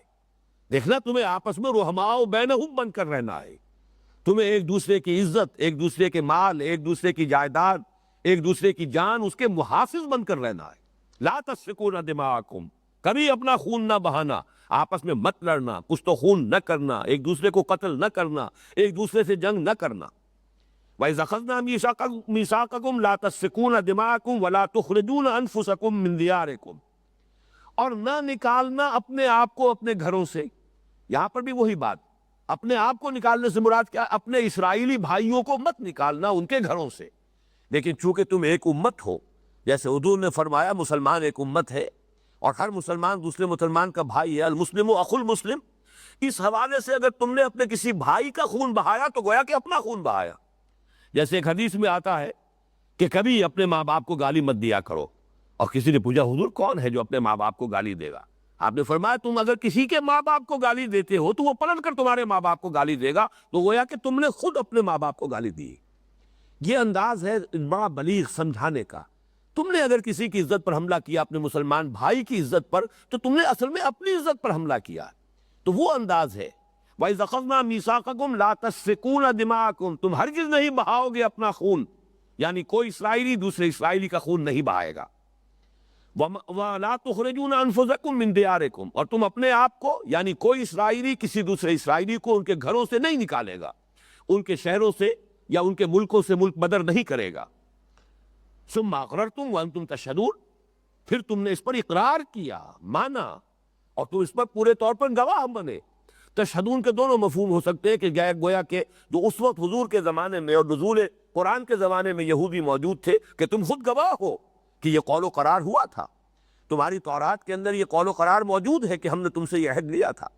اور یہ کہ جس وقت انہوں نے عہد کیا تھا جان بوجھ کر کیا تھا، پورے شعور کے ساتھ کیا تھا۔ اس معنی میں وانتم تشہدون کا مفہوم وہ ہوگا جو ہم کرتے ہیں،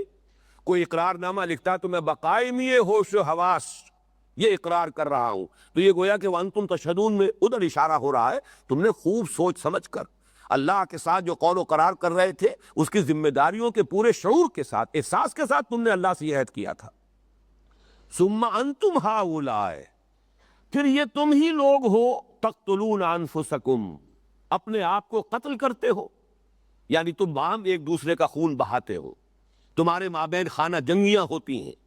یہودی یہودی کو قتل کرتا ہے، اسرائیلی اسرائیل کو قتل کرتا ہے۔ وَتُخْرِجُونَ فَرِيقًا مِّنكُم مِّن دِيَارِهِمْ، اور نکالتے ہو اپنے ایک گروہ کو ان کے گھروں سے۔ اب یہاں پر ذرا وہ کم جو ہے وہ انفسکم کی بجائے فریقم منکم، تم نکالتے ہو اپنے میں سے ایک گروہ کو، ایک جماعت کو ان کے گھروں سے۔ تظاہرون علیہم بالاسم والعدوان، اور ان کے خلاف جتھا بندی کرتے ہو گناہ کے ساتھ اور زیادتی کے ساتھ۔ اسم کہتے ہیں کسی کی حق تلفی، اور عدوان ہے کسی کے حق پر چھاپا ڈالنا، دست درازی کرنا۔ یہ گویا کہ گناہ کے دو پہلو ہو گئے۔ ایک گناہ وہ ہے جس میں تقصیر کا پہلو ہے، آپ پر کوئی ذمہ داری تھی آپ نے ادا نہیں کی، یہ اسم ہے۔ اور ایک یہ کہ آپ نے کسی کا حق تلف کیا، کسی کے حق پر دست درازی کی ہے، سینہ جھپٹی کی ہے، یہ عدوان ہے۔ تظاہرون علیہم بالاسم والعدوان، تم گناہ اور زیادتی کے ساتھ ایک دوسرے کے خلاف، اپنے ہی گروہوں کے خلاف، اپنے ہی قبائل کے خلاف تم جو ہے جتھا بندی کرتے ہو۔ مظاہرہ جو ہے تظاہرون، یہ در حقیقت اپنی پیٹھوں کو جوڑ لینا۔ کہیں کوئی بڑا سخت مقابلہ ہو جائے تو پیٹھ سے پیٹھ جوڑ کر کھڑے ہو جایا کرتے تھے لوگ، تاکہ ادھر سے حملہ آور آ رہا ہے تو یہ اس سے نمٹ لے گا، ادھر سے آ رہا ہے تو وہ نپٹے گا۔ یہ ہے اصل میں کسی مقصد کے لیے اپنی پیٹھیں جمع کر لینا، جوڑ لینا۔ تو اس طریقے سے تظاہرون، زہر سے تم ایک دوسرے کے خلاف، ایک دوسرے کے اپنی قبائلی جنگوں کے اندر مظاہرہ کرتے تھے اور جتھے بندی کرتے تھے ان کے خلاف۔ وَإِن يَأْتُوكُمْ أُسَارَىٰ تُفَادُوهُمْ، اور اگر وہ تمہارے پاس آتے ہیں اسیر ہو کر تو اب فتیہ دے کر چھڑاتے ہو۔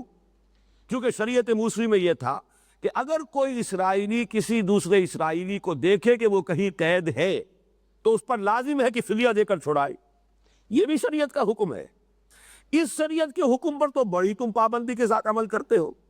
لیکن وہ بھی تو شریعت کا حکم تھا کہ مت ایک دوسرے کو قتل کرو،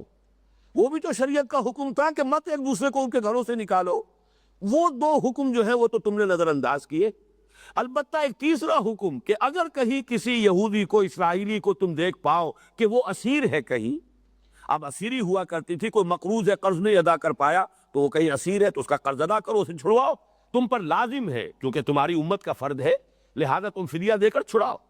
یا یہ کہ کہیں اسی طریقے سے باہمی خانہ جنگی کے اندر کسی دشمن کے ہتھے چڑھ گیا کوئی اسرائیلی، وہ میں اس کا تاریخی پس منظر ابھی آپ کے سامنے عرض کروں گا کہ 3 ادوار کے حوالے سے اس کو سمجھ لیجئے کہ ہوتا کیا تھا۔ پہلی بات یہ کہ حضرت موسیٰ علیہ السلام کے زمانے میں تو آپ کو معلوم ہے کہ کوئی ایک اسرائیلی ریاست قائم نہیں ہوئی، اس لیے کہ جنگ کا موقع جب آیا تھا کورا جواب پوری قوم نے دے دیا۔ 6 لاکھ افراد تھے، حالانکہ ایکسوڈس جو ہے، بک آف ایکسوڈس، کتاب الخروج یا سفر خروج جو تورات کی ہے، اس میں گنتی دے رکھی، 12 قبیلے، اتنے مرد، اتنے عورتیں، اتنے بچے فلاں قبیلے کے، اتنے مرد، اتنی عورتیں، اتنے بچے فلاں قبیلے کے۔ تو 6 لاکھ افراد تھے 12 قبیلوں کے۔ لیکن یہ کہ جب حضرت موسیٰ علیہ السلام نے فرمایا، حکم دیا کہ اب اللہ کا حکم ہے جنگ کرو، پوری قوم نے کورا جواب دیا، فَاذْهَبْ أَنْتَ وَرَبُّكَ فَقَاتِلَا إِنَّا هَاهُنَا قَاعِدُونَ۔ موسیٰ تم جاؤ، تمہارا رب جائے، تم قتال کرو، ہم تو یہیں بیٹھے۔ حضرت موسیٰ علیہ السلام پر شدید بیزاری طاری ہوئی، اور یہ واقعہ یہ ہے کہ وہ موسیٰ جس نے ایک اسرائیلی کی محبت میں اور اس کی مدد کرتے ہوئے ایک قبطی کو ایک گھوسا لگایا تھا اور وہ اس کی جان نکال دی تھی، یہ سورہ قصص کے اندر پورا واقعہ موجود ہے کہ ایک قبطی جو تھا، اصل مصری، قوم فرعون کا فرد، اور ایک اسرائیلی محکوم فرد، ان دونوں کے درمیان جھگڑا ہو رہا تھا۔ اس اسرائیلی نے استغاثہ کیا،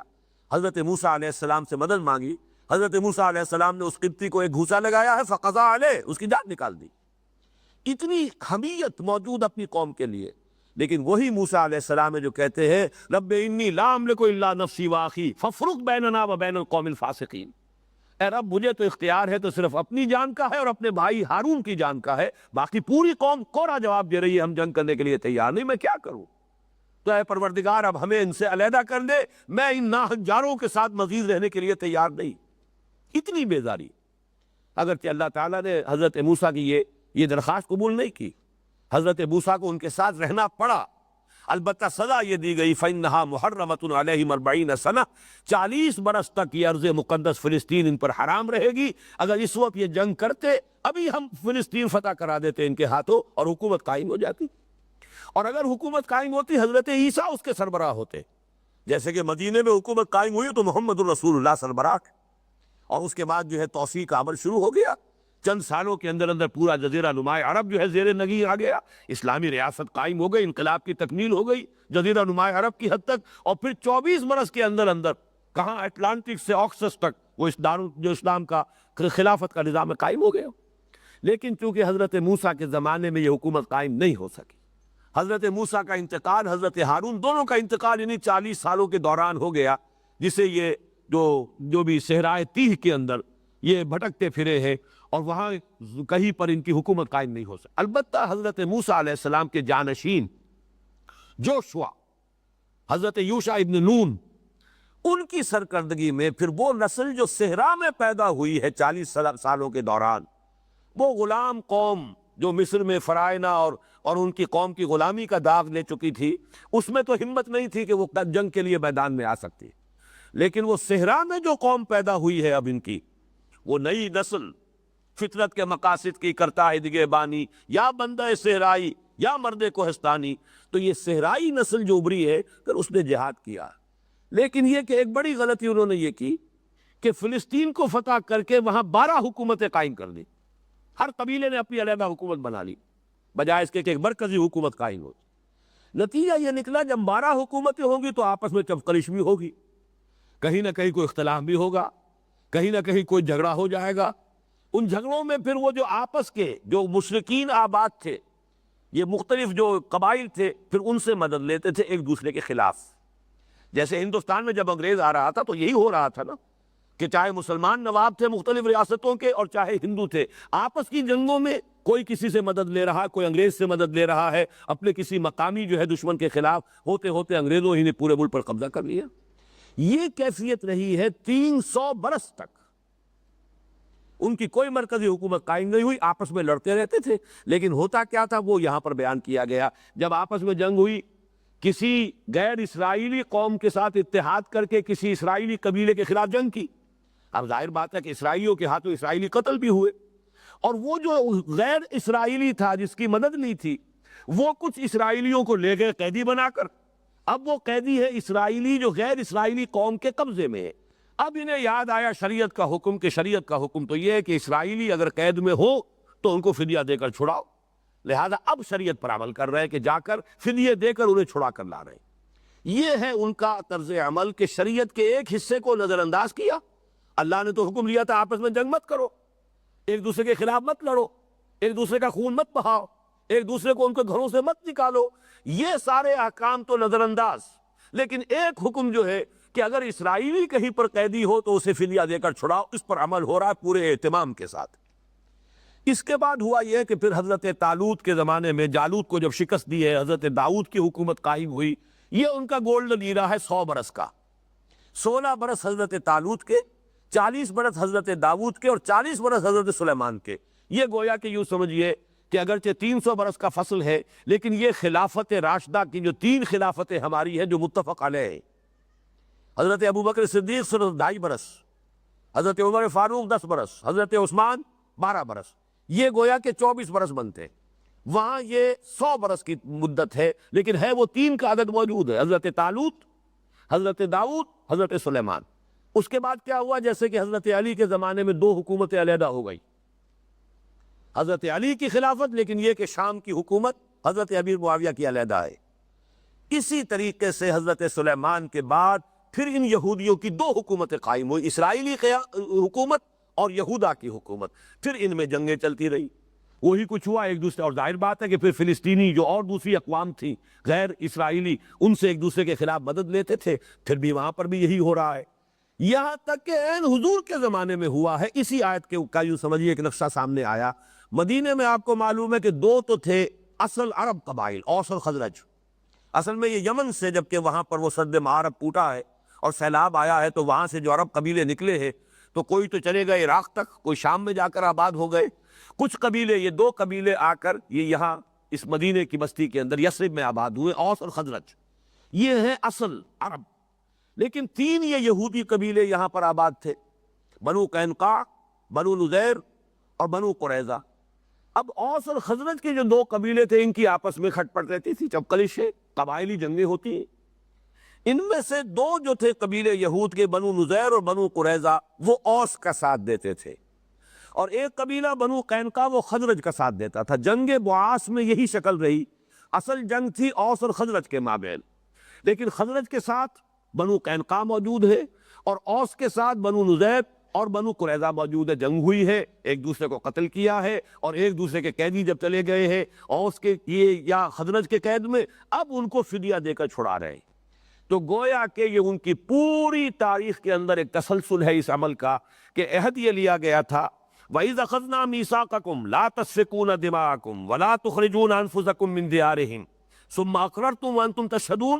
ثُمَّ أَنْتُمْ هَؤُلَاءِ تَقْتُلُونَ أَنفُسَكُمْ وَتُخْرِجُونَ فَرِيقًا مِنْكُمْ مِنْ دِيَارِهِمْ تَظَاهَرُونَ عَلَيْهِمْ بِالْإِثْمِ وَالْعُدْوَانِ وَإِنْ يَأْتُوكُمْ أُسَارَىٰ تُفَادُوهُمْ،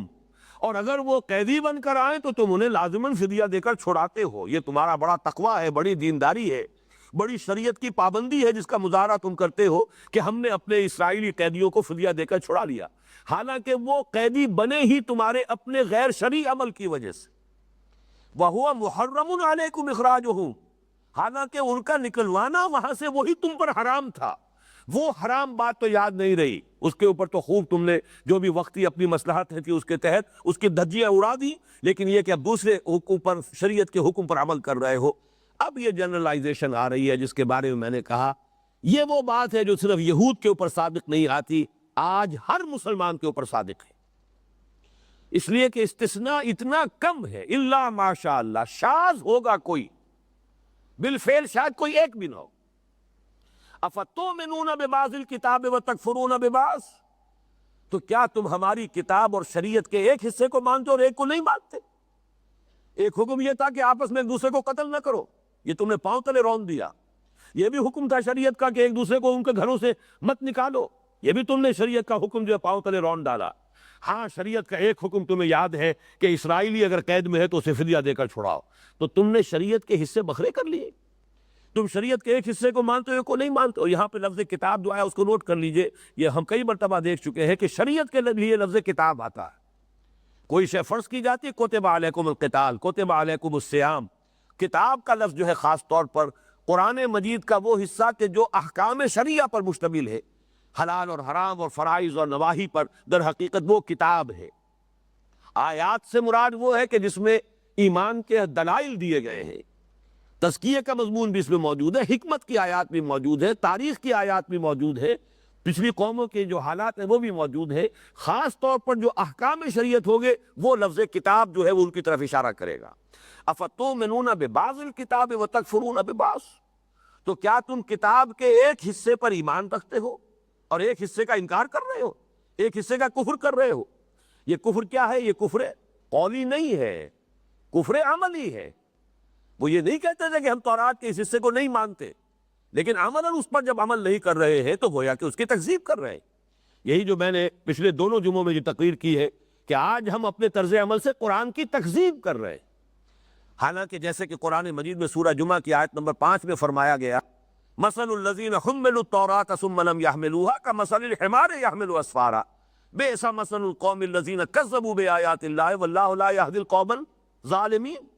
مثال اس قوم کی جو حامل تورات بنائی گئی، پھر اس نے اس کی ذمہ داریوں کو پورا نہیں کیا، اس گدھے کی سی ہے جس پر کتابوں کا بوجھ لدا ہوا ہے، اور بری ہے مثال اس قوم کی جس نے آیات الہی کو جھٹلایا۔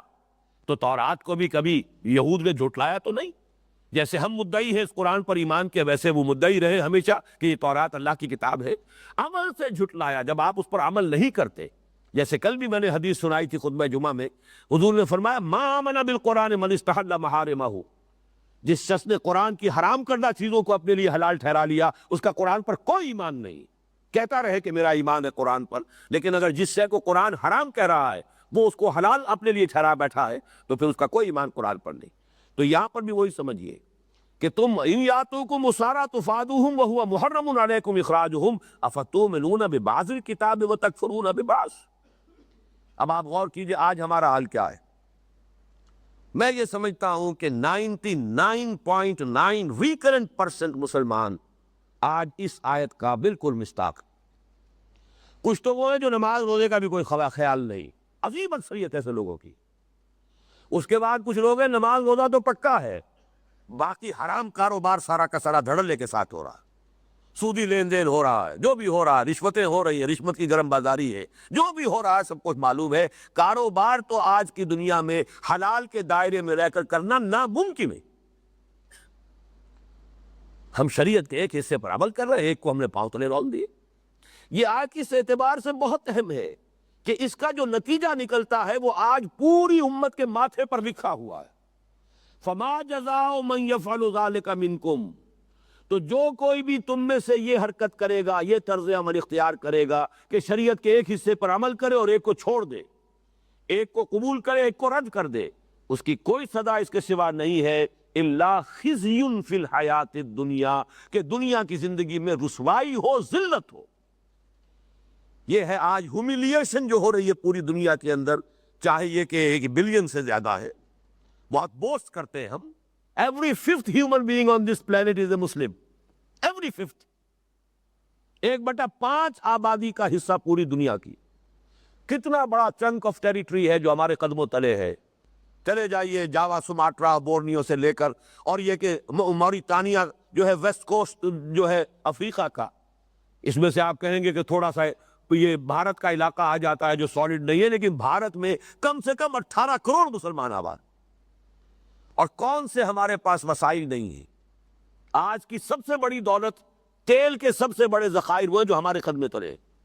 عزت نام کی شے نہیں ہے۔ کوئی وہ G7 میں تو کون ہوگا، G15 میں بھی نہیں ہے۔ کسنمی پرست کے بھیا کیس تھی، ہمارے مسائل وہ آپس میں طے کر لیں گے، ہماری قسمتوں کے فیصلے وہاں ہو جاتے ہیں۔ ہمارے تو ٹیکسیشن پالیسیز جو ہے وہ وہاں سے ڈکٹیٹ کرائی جاتی ہے۔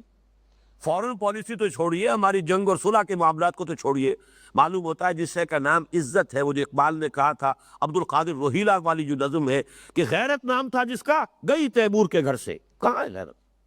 عزت نام کی کوئی شے نہیں۔ ہم سے کوئی کسی بین الاقوامی مسئلے میں ہماری رائے کوئی نہیں پوچھتا۔ کسنمی پرست کے بھیا کس تھی؟ ہیوملیشن کی وہ انتہا ہے۔ یہ آیت جو ہے یہ اس کی تشخیص کر کے بتا رہی کیوں ہے۔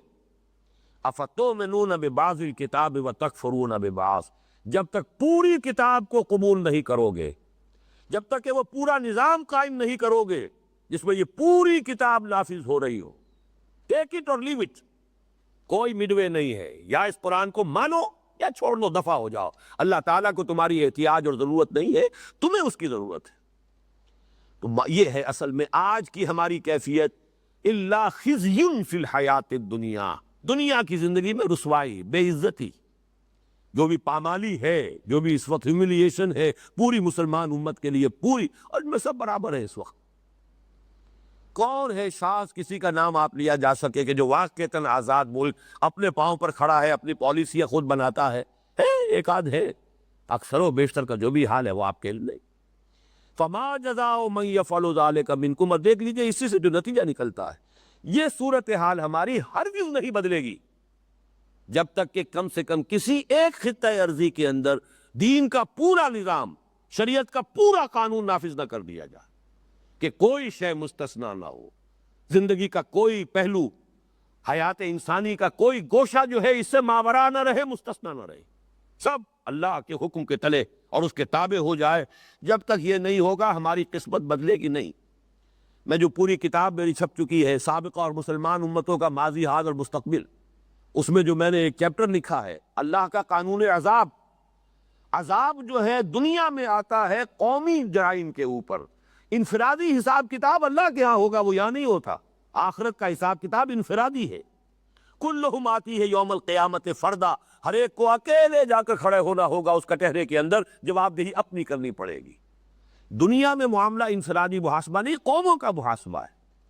قومی جرائم کے اوپر اجتماعی سزا یہاں ملتی ہے۔ اسی لیے اقبال نے کہا ہے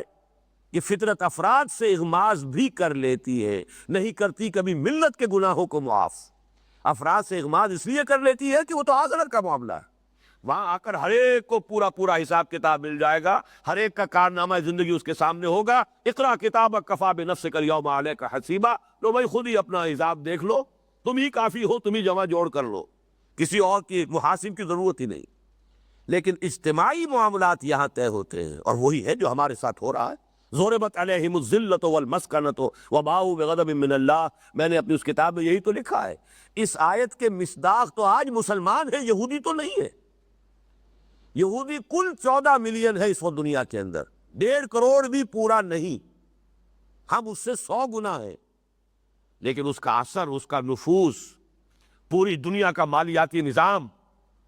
پھر یہ کہ دی سول سپریم پاور آن ارتھ،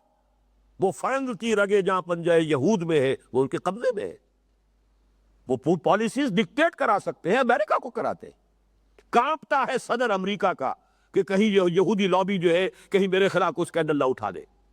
اور ہر ایک کے خلاف اتنا مواد ان کے پاس موجود ہوتا ہے جب چاہے چٹکیوں میں اڑا دے۔ ذرا سا اگر ٹرن لے لے، بش نے ذرا سا ٹرن لیا تھا جو اس کا حشر کروایا ہے، حالانکہ اتنا بڑا ہیرو، جتنی بڑی اس نے یوں سمجھیے کہ امریکہ کے لیے، اور جس طریقے سے دبایا ہے عراق کا جو بھرکس نکالا ہے، اور جس طرح جا کر امریکن فورسز کو جہاں پر کے بیسز نہیں دے رہے تھے، نہ سعودی عرب بیس دے رہا تھا انہیں، نہ امارات والے انہیں دینے کے لیے تیار تھے، اب وہاں پر ان کے اڈے بن گئے، پورا تیل کا جو ذخیرہ ہے وہ ان کے قبضہ و اختیار میں ہے۔ اس کے باوجود یہودیوں سے ذرا سے ہٹ کر اگر اس نے کوئی ایک بات کی ہے، پتہ چاپ کوئی حیثیت ہی نہیں، پوری کتابیں لکھی گئیں دی ڈیئر ٹو اسپیک۔ ذرا سا کسی نے اگر یہودیوں کے خلاف کبھی اگر لب کشائی کی ہے، بڑے سے بڑے پولیٹیکل لیڈر کا جو ہے اس کا جو کیریئر ہے وہ آنن فانن ختم کر دیا گیا، اس قدر اثر و رسوخ ہے۔ وہ ہے کل 14 ملین، 1.5 کروڑ۔ تو ضربت علیہم الذلۃ والمسکنہ کہاں ہے؟ آج کا یہودی اس کا مصداق نہیں ہے، آج ہم مصداق ہیں اس کے۔ ضربت علیہم الذلۃ والمسکنۃ وباؤوا بغضب من اللہ۔ یہ صورتحال بہرحال اس کو بدلنا بھی ہے، اس کا جو اینڈ ریزلٹ ہے وہ کچھ اور آئے گا، لیکن یہ کہ میری گفتگو کا اس وقت وہ موضوع نہیں ہے، وہ تو میری اس کتاب میں موجود ہے۔ اس آیت پر غور کیجئے کہ یہ طریقے ہوتے ہیں شریعت کو ماننے والوں میں جب اضمحلال ہوتا ہے، یا تو جیسے وہ سمت والوں نے کیا، حکم پر عمل کر رہے ہیں لیکن روح غائب، مچھلیاں تو نہیں پکڑی ہفتے کے روز لیکن گڑھے کھودنے میں لگے رہے، تاکہ جو اصل مقصد تھا شریعت کا وہ تو غتربون، لیکن یہ کہ بہرحال اس شریعت کی ظاہری شکل جو ہے وہ برقرار۔ یا نمبر 2 بات یہ آئی کہ شریعت کا ایک حصہ سر آنکھوں پر،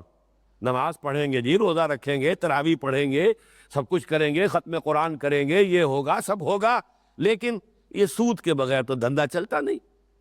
رشوت کے بغیر کام ہمارا چلتا نہیں۔ وہ ہر ایک نے کوئی نہ کوئی ایک گناہ کبیرہ، ہمارے سوسائٹی کے ہر طبقے نے ایک گناہ کبیرہ اپنے لیے حلال کیا ہوا۔ ملازم پیشہ ہیں تو چاہے وہ جو سرکاری اختیارات میں خیانت ہے، چاہے امانت جو ان کے پاس ہے اس میں خیانت ہے، چاہے رشوت ہے، انہوں نے وہ کیا کرے جی، تنخواہوں میں گزارا نہیں ہوتا۔ کاروبار والوں نے سود کو، بلیک مارکیٹنگ کو، حلف نامے جھوٹے، حساب کتاب جو پیش کرتے ہیں انکم ٹیکس کے جھوٹے حلف نامے، یہ تو کیا کریں، یہ مجبوری ہے۔ باقی مسجدیں بنا دیں گے، تمہاری مسجد میں آ کر قالین ڈال دیں گے، اعلیٰ سے اعلیٰ جو ہے اس کے لیے فانوس لا کے لگا دیں گے، یہ اپنی جگہ ہے، لیکن یہ کہ بہرحال شریعت کا یہ حکم جو ناقابل عمل ہے۔ افتؤمنون ببعض الکتاب وتکفرون ببعض، اور یہ ان کا حال ہے جو شریعت پر کوئی عمل کرتے ہیں۔ باقی چھوڑیے ان کو جن کی زندگیوں سے شریعت خارج ہو چکی، جنہیں یہ بھی پتہ نہیں کہ جمعے کا دن کون سا ہوتا ہے، ہفتے میں کب آتا ہے کب جاتا ہے۔ وہ تو اب چونکہ چھٹی ہوتی ہے اس لیے پتہ چل جائے تو چل جائے کہ آج جمعے کا دن ہے، ورنہ ہمارے معاشرے میں وہ لوگ بھی ہیں جنہیں پتہ ہی نہیں ہوتا تھا جمعہ کب آیا گیا۔ تو وہ تو شریعت سے بالکل ہی گویا کہ اپنے طور پہ آزاد کر چکے، لیکن یہ کہ جو شریعت پر عمل کرتے ہیں ان کا عمل یہ ہے، افتؤمنون ببعض الکتاب وتکفرون ببعض فما جزاء من یفعل ذلک منکم الا خزی فی الحیاۃ الدنیا۔ اور سخت تر الفاظ آگے آ رہے ہیں، دنیا کی زندگی میں تو بے عزتی رسوائی ہوگی، ویوم القیامت یردون الی اشد العذاب، اور قیامت کے دن جھونک دیے جائیں گے شدید ترین عذاب۔ یہ اشد کا لفظ آ رہا ہے، نوٹ کر لیجئے، اور یہی صیغہ ہے افعل التفضیل کا جو منافقین کے لیے آیا ہے۔ ان المنافقین فی الدرک الاسفل من النار، اسفل، منافق جہنم کے سب سے نچلے طبقے میں ہو گیا۔ کفر کے مقابلے میں اللہ تعالیٰ کو نفاق سے زیادہ نفرت ہے، نفاق زیادہ ناپسند ہے کفر کے مقابلے میں۔ کافر تو کھلا کھلا کہہ رہا ہے نا میں نہیں مانتا، بات ختم ہو گئی۔ یہ کہتے ہیں ہم مانتے ہیں اور پھر عمل یہ کر رہے ہیں، ان کی جسارت یہ، ڈٹائی کا یہ عالم ہے، یہ جو ہے استہزاء ہے، تمسخر ہے، اور یہ یقیناً اللہ کے غضب کو بھڑکانے والی بات۔ کبر مقتا عند اللہ ان تقولوا ما لا تفعلون، اللہ کے غضب کو بھڑکانے والی ہے یہ بات کہ تم کہو جو کرتے نہیں ہو۔ اسی لیے یہاں پر آیا وَيَوْمَ الْقِيَامَةِ يُرَدُّونَ إِلَىٰ أَشَدِّ الْعَذَابِ وَمَا اللَّهُ بِغَافِلٍ عَمَّا تَعْمَلُونَ، اور جان لو اللہ ناواقف نہیں ہے، غافل نہیں ہے اس سے کہ جو تم کر رہے ہو۔ تم اپنے ظاہری لبادوں سے، اپنے زبانی دعووں سے اللہ کو دھوکہ نہیں دے سکتے، تم خلق خدا کو دھوکہ دے سکتے ہو، ان کی زبانیں بند کر دو گے، ریشنلائز کرو گے اپنے ایٹیچیوڈ کو، بڑی جسٹیفیکیشن اس کے لیے فراہم کر لو گے جو چاہو گے، دنیا والوں کو چپ کرا لو گے. وَمَا اللَّهُ بِغَافِلٍ عَمَّا تَعْمَلُونَ, اللہ غافل نہیں ہے, ناواقف نہیں ہے. وہ تمہارے لباس سے, تمہارے عباؤں اور تمہارے جبوں اور تمہارے جو بھی تمہارا ظاہری تم نے تقویٰ کا لبادہ اوڑھا, اس سے دھوکہ کھانے والا نہیں ہے. ہر سال حج ہو رہا ہے, وہ کس سے رہا ہے؟ حرام کی کمائی سے ہو رہا ہے. یہ حج ہے؟ عمرہ ہو رہا ہے, ہر سال رمضان میں عمرہ ہو رہا ہے, کس کمائی سے ہو رہا ہے؟ جبکہ وہاں حدیث یہ ہے کہ منہ پر دے ماری جاتی ہے دعا, انا یستجاب لذالک, اس کی دعا قبول ہو تو کیسے ہو؟ وَمَطْعَمُهُ حَرَامٌ وَمَلْبَسُهُ حَرَامٌ وَغُذِيَ بِالْحَرَامِ, اس کا کھایا ہوا حرام کا ہے, پہنا ہوا حرام کا ہے, اور حرام غذا سے اس کا جسم بنا ہے. چاہے آپ جبل الرحمت پر کھڑے ہو کر 4 گھنٹے ہاتھ اٹھا لیجئے, اللہ کی ترازو میں زیرو ہے, کوئی وزن اس کا نہیں. اس لیے تم حرام خوری کر کے یہاں آئے, تمہارا سارا پیسہ جو تم نے خرچ کیا وہ حرام سے. وَمَا اللَّهُ بِغَافِلٍ عَمَّا تَعْمَلُونَ أُولَٰئِكَ الَّذِينَ اشْتَرَوُا الْحَيَاةَ الدُّنْيَا بِالْآخِرَةِ, یہ وہ لوگ ہیں جنہوں نے آخرت دے کر دنیا خرید لی ہے. یہ شرع یشری اور باع یبیع, یہ دونوں طرف چلتا ہے. بیع میں, خرید و فروخت میں ہوتا کیا ہے؟ آپ نے کوئی چیز دی اور دوسری لے لی. کسی زمانے میں تو ہوتا ہی مبادلہ تھا, بارٹر ہی ہوتا تھا, شے کا شے سے تبادلہ ہے. کسان نے محنت کی ہے, گندم اگائی ہے, اور یہ بیچارہ بیٹھا ہوا کرگے کے اوپر یہ کپڑا بنتا رہا ہے, اس نے کپڑا اس کو دیا اور اس سے جو ہے گندم لے لی. تو اصل میں کس کو قیمت کہے؟ وہ گندو قیمت ہے یا یہ کہ وہ کپڑا قیمت ہے؟ دونوں کو قیمت بھی کہہ سکتے ہیں اور دونوں کو جنس بھی کہہ سکتے ہیں. البتہ یہ کہ اب کرنسی ہے تو اس حوالے سے ہم کہتے ہیں قیمت اتنے روپے ہے یا اتنے ڈالر ہے یا اتنا سونا ہے یا اتنی چاندی ہے. لیکن یہاں پہ قرآن مجید میں یہ لفظ آتا ہے اس اوریجنل سینس میں, ایک شے دینا ایک لے لینا. یہ وہ لوگ ہیں جنہوں نے دنیا لی ہے, آخرت دے دی. اولئک الذین اشتروا الحیاۃ الدنیا بالآخرہ, آخرت کے عوض آخرت دے کر دنیا خرید لی ہے. فلا یخفف عنہم العذاب ولا هم ینصرون, تو نہ ان پر سے عذاب کی تخفیف ہوگی, کبھی عذاب سخت سے سخت تر ہوتا چلا جائے گا, تخفیف نہیں ہوگی, نہ ہی ان کی کسی جانب سے کوئی مدد ہو سکے گی. اللہ تعالیٰ سے پناہ مانگیے اور دعا کیجئے کہ اللہ تعالیٰ ہمیں دین پر, لیکن پورے دین پر, ادخلوا فی السلم کافہ, پورے دین پر عمل پیرا ہونے کی توفیق عطا فرمائے. اور اگر بالفرض کسی کے لیے اس وقت پورے دین پر عمل کرنا ممکن نہیں ہے, دین کا ایک حصہ وہ ہے جو میرے اختیار ہی میں نہیں, میرے اختیار میں نہیں ہے کہ چور کا ہاتھ کاٹ سکوں جب تک کہ نظام نہ بدلے اور یہ قانون نافذ نہ ہو. لیکن جو چیز میرے اختیار میں ہے اس وقت, چاہے اس میں بھوک آ جائے کوئی پرواہ نہیں, وہ تو وَلَنَبْلُوَنَّكُمْ بِشَيْءٍ مِّنَ الْخَوْفِ وَالْجُوعِ وَنَقْصٍ مِّنَ الْأَمْوَالِ وَالْأَنفُسِ وَالثَّمَرَاتِ, اس کی تو پیش کی تنبیہ موجود تھی. لیکن یہ ہے کہ جو میرے اختیار ہی میں نہیں ہے اس کا کفارہ ادا ہوگا. تن من دھن لگا دو اس نظام کو بدل کر اس نظام کو قائم کرنے میں, یہ گویا کہ تمہاری جد و جہد کفارہ بن جائے گی. اللہ تعالیٰ اسے قبول کرے گا کہ میرے اس بندے نے اس غلط نظام کے اندر پھلنے اور پھولنے پر اپنی محنتیں صرف نہیں کی ہے, بلکہ میرے اس بندے نے اس نظام کو بدلنے پر اپنی تمام توانائیاں صرف کرنی ہے. یہ کفارہ ہوگا اس کا. اقول قولی ھذا واستغفر اللہ لی ولکم ولسائر المسلمین والمسلمات.